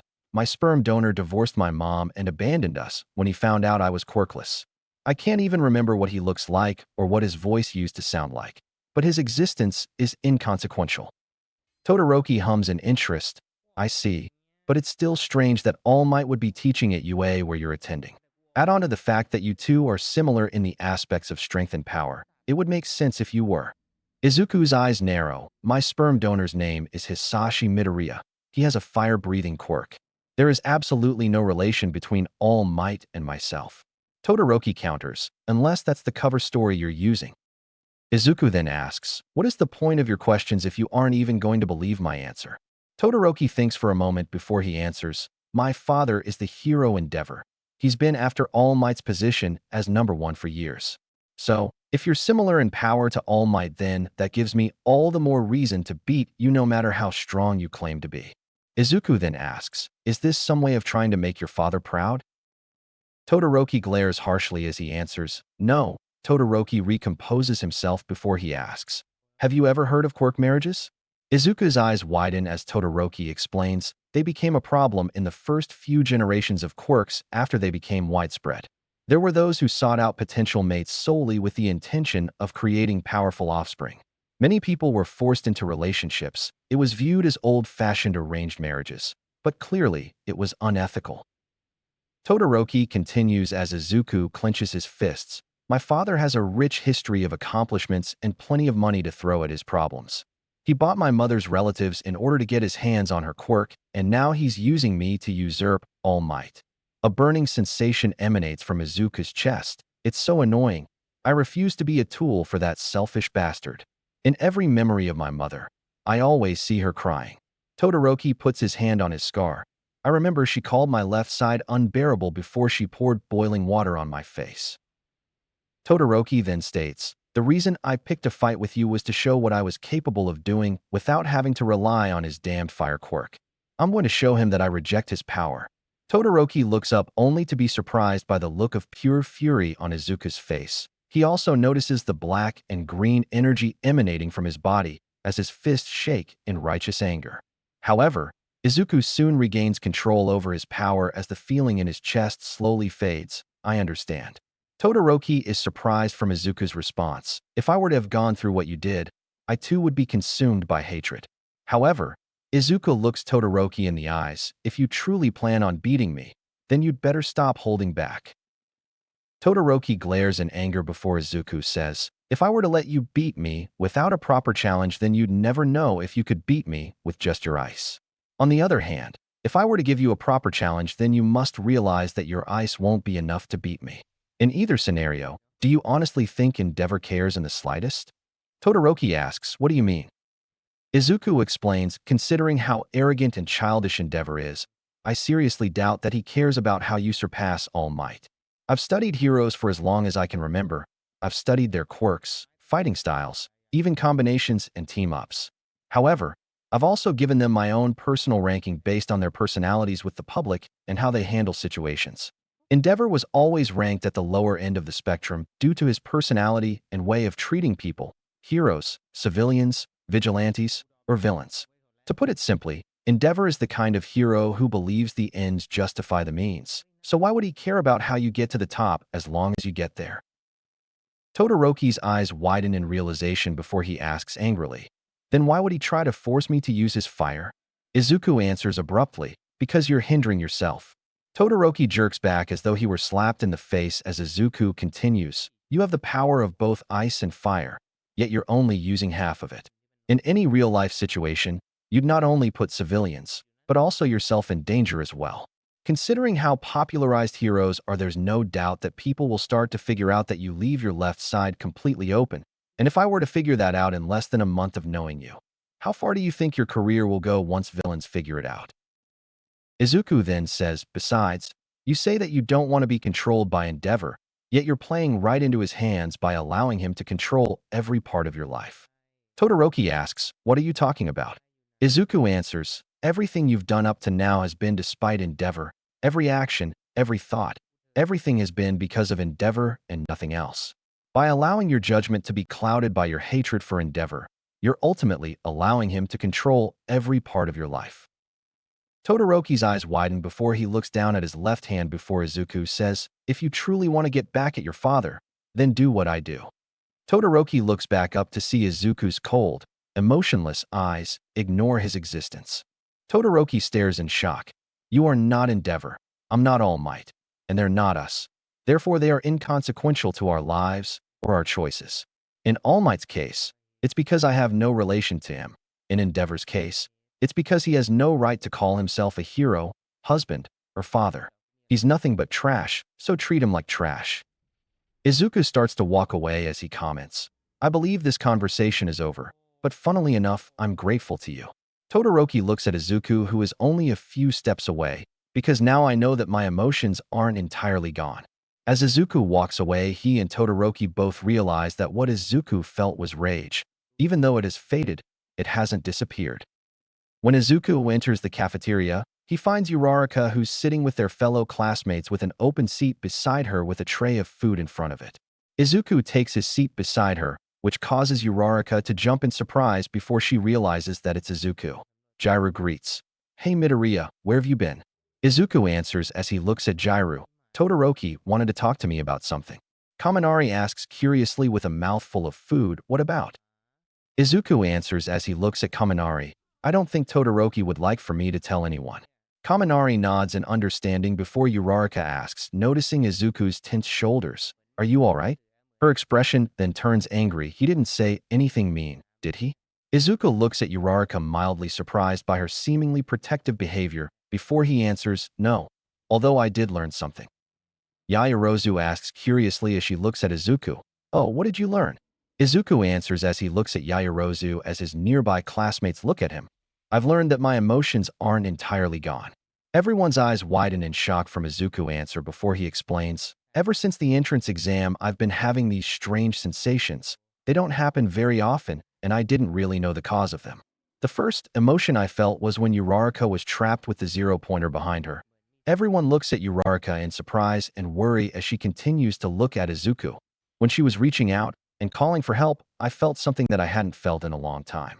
The emotion was like a spark. It was gone in an instant, and for quite some time I didn't know what to call it. But thinking back on it now, I'd say it was protective." Uraraka blushes lightly in surprise from what Izuku had said, but continues to listen along with the others. "After that, I didn't feel anything for quite some time. Eventually, I forgot about it, assuming it was just my imagination. However, the next time I felt something was a few moments after I came out of the USJ. After I had given my statement to the police. For some reason, Aizawa had ruffled my hair as he said, 'Come on, kid. The others are waiting for you.'" Izuku's classmates were surprised by what Aizawa had said and start to wonder if he was actually as scary as they thought he was. Izuku continues, "When he had done that, I felt something else. Again, it was a spark, but I still can't put a word to it. I had never felt anything like it before. It felt kind. But even around Uraraka, Yaoyorozu, and Jairu, I haven't felt anything.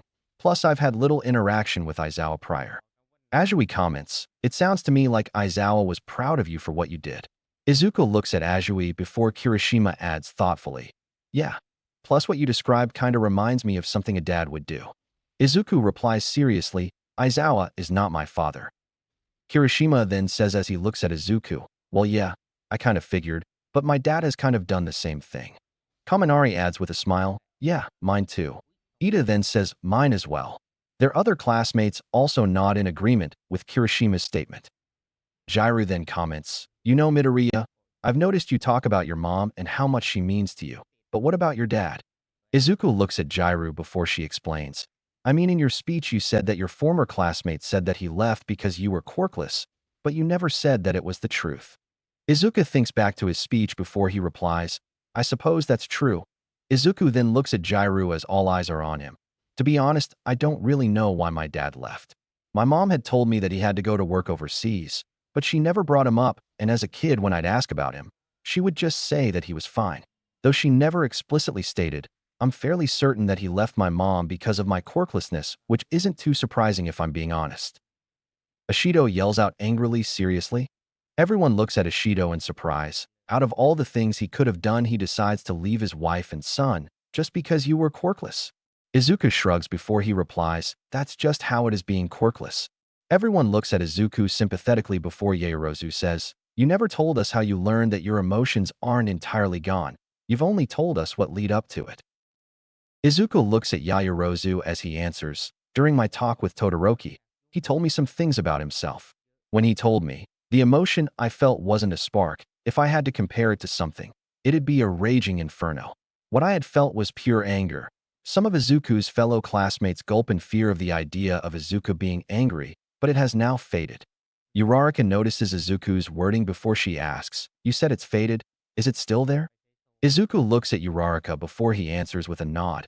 "Yes, It'll probably be a while before it completely disappears, likely due to how strong the emotion was. Hagakure then comments cheerfully, "Well, at least we know that your emotions aren't entirely gone." Everyone looks at her before she adds, "Plus, if that's the case, then maybe there's a way to bring your emotions back."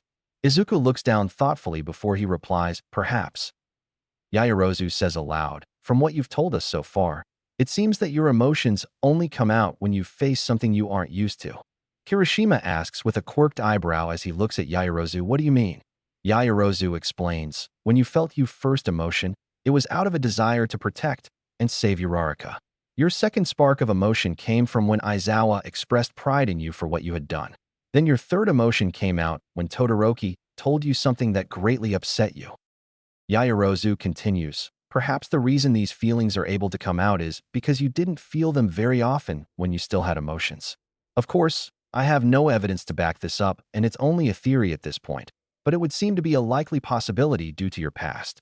Also, given your experience, it's likely the cause of your emotions being lost is due to the amount of trauma you experienced throughout your life.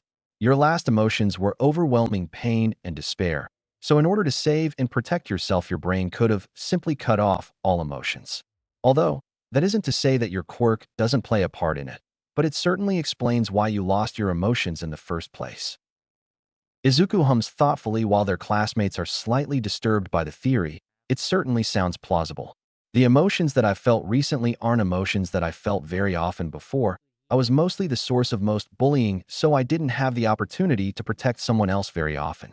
My mom wasn't exactly supportive of my dream of becoming a hero, but she did tell me how proud she was when I showed her my hero analysis books. Although, I don't recall ever feeling anger, so perhaps that's why I felt it so intensely as I did." Yaoyorozu then concludes as she looks at Izuku, "If it's still possible to feel your emotions, then surely there must be a way for you to regain them completely."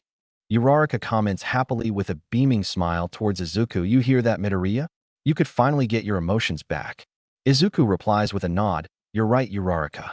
Izuku then turns to his food as he thinks, "But are they worth it?"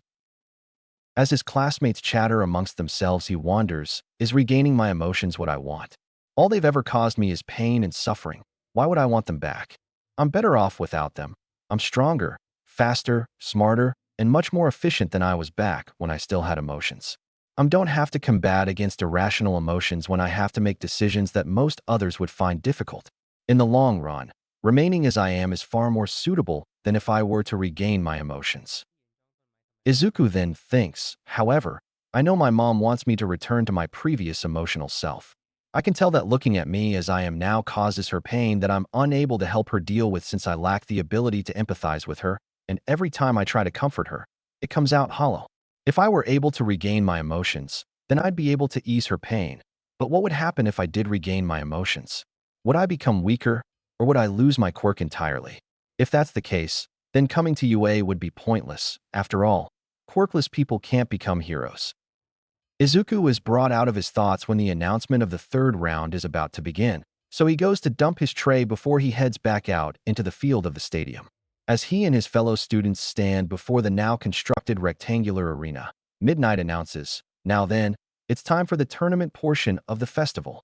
Midnight gestures to the screen behind her to reveal the brackets for the tournament. As Izuku looks at the screen, a familiar voice from behind him comments, "Looks like you and I are in the first match." Izuku turns his head to see the purple-haired boy from months ago as he thinks, "So his name's Shinso Hitoshi." Izuku goes to reply, but Ojiro covers his mouth with his tail as he says with a glare, "Don't answer him."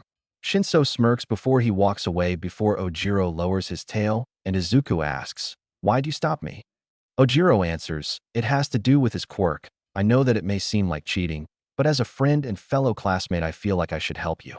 Even though Izuku's expression doesn't show it, he's mildly surprised by Ojiro's admission as he thinks, "He considers me a friend?"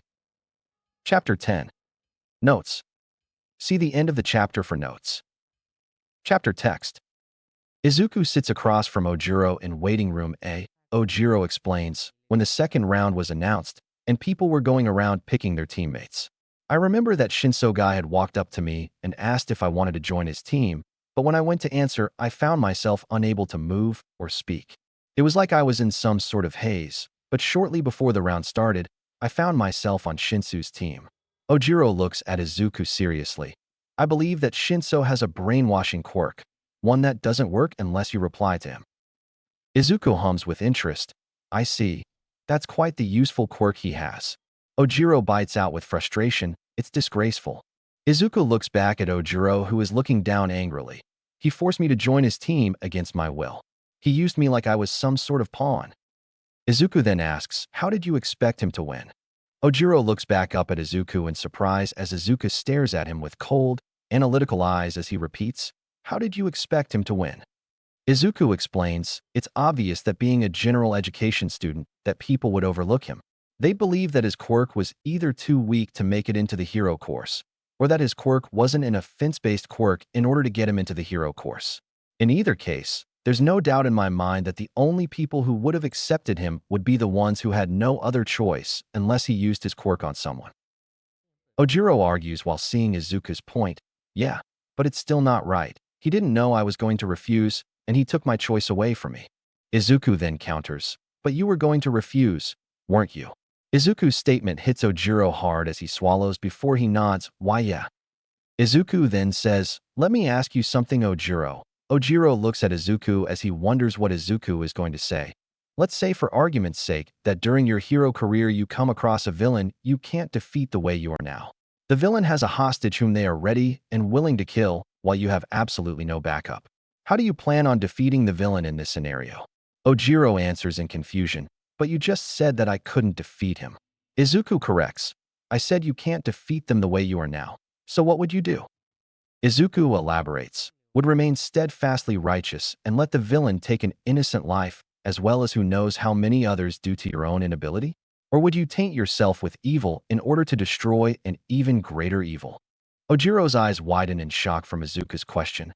My point is that one day you might encounter a problem you simply can't fight against, and so you have to be ready and willing to make the decision to kill someone. It may be immoral, but it's just the way things are. No villain is going to let a hero beat them as long as they're stronger than them, or as long as they have an underhanded trick up their sleeve.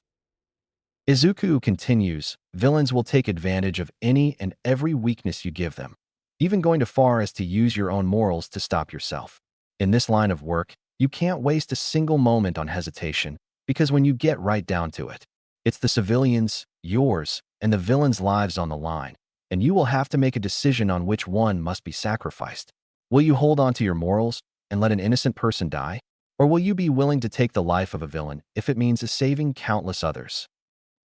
Izuku then says, the point that I'm trying to get across is that sometimes the methods you use to go about saving someone don't matter as much in some cases. In this particular case, Shinso has a brainwashing quirk that he's supposed to use in order to get anywhere in this competition. So how exactly do you expect him to get anywhere if he doesn't use it? Ojiro looks down in shame as Izuku continues. Can you even imagine what it must have been like for him growing up? It's likely that as soon as people learned he had a brainwashing quirk, they ostracized him and called him a villain or a freak.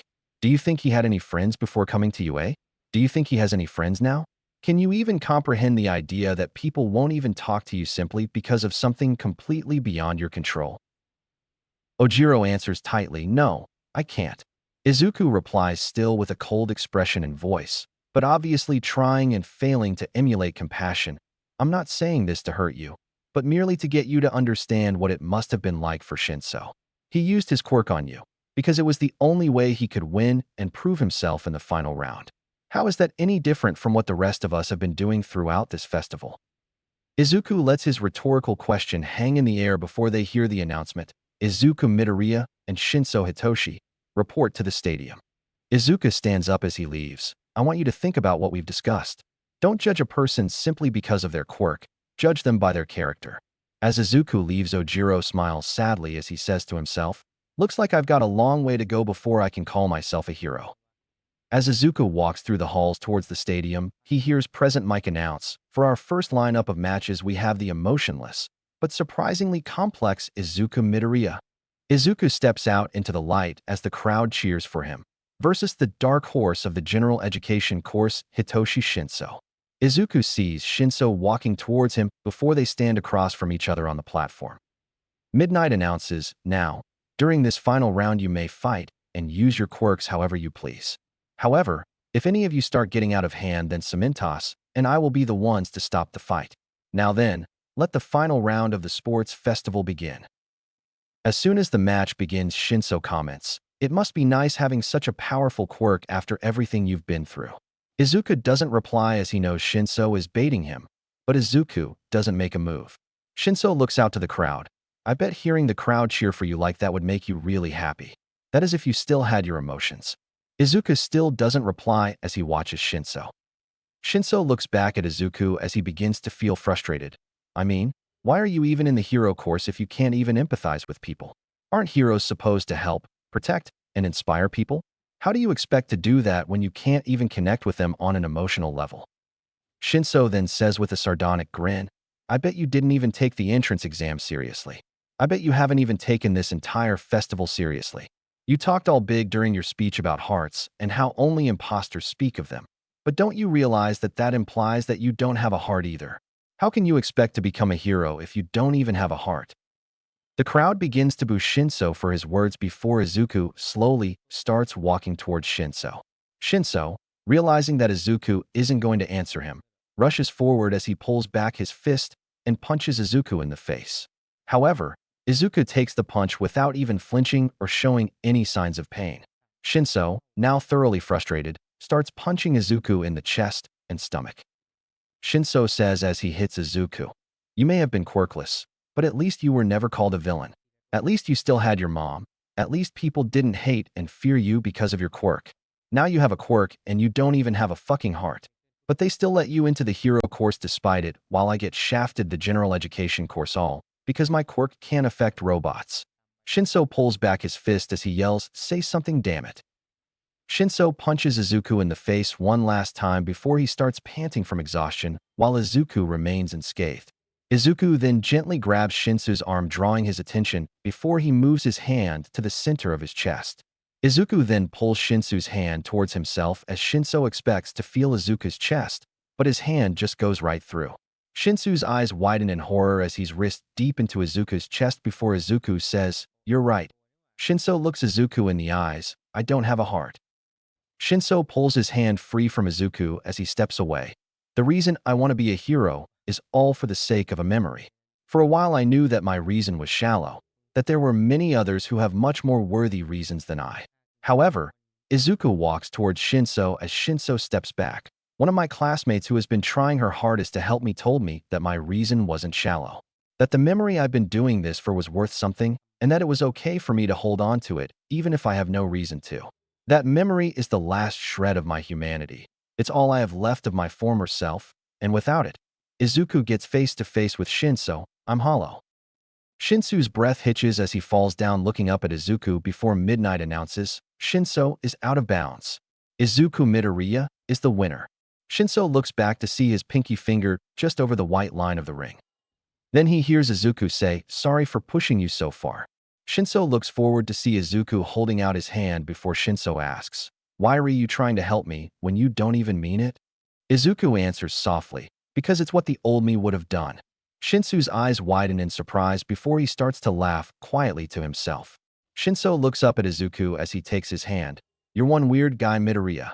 Izuku pulls Shinso up to his feet, but a good one.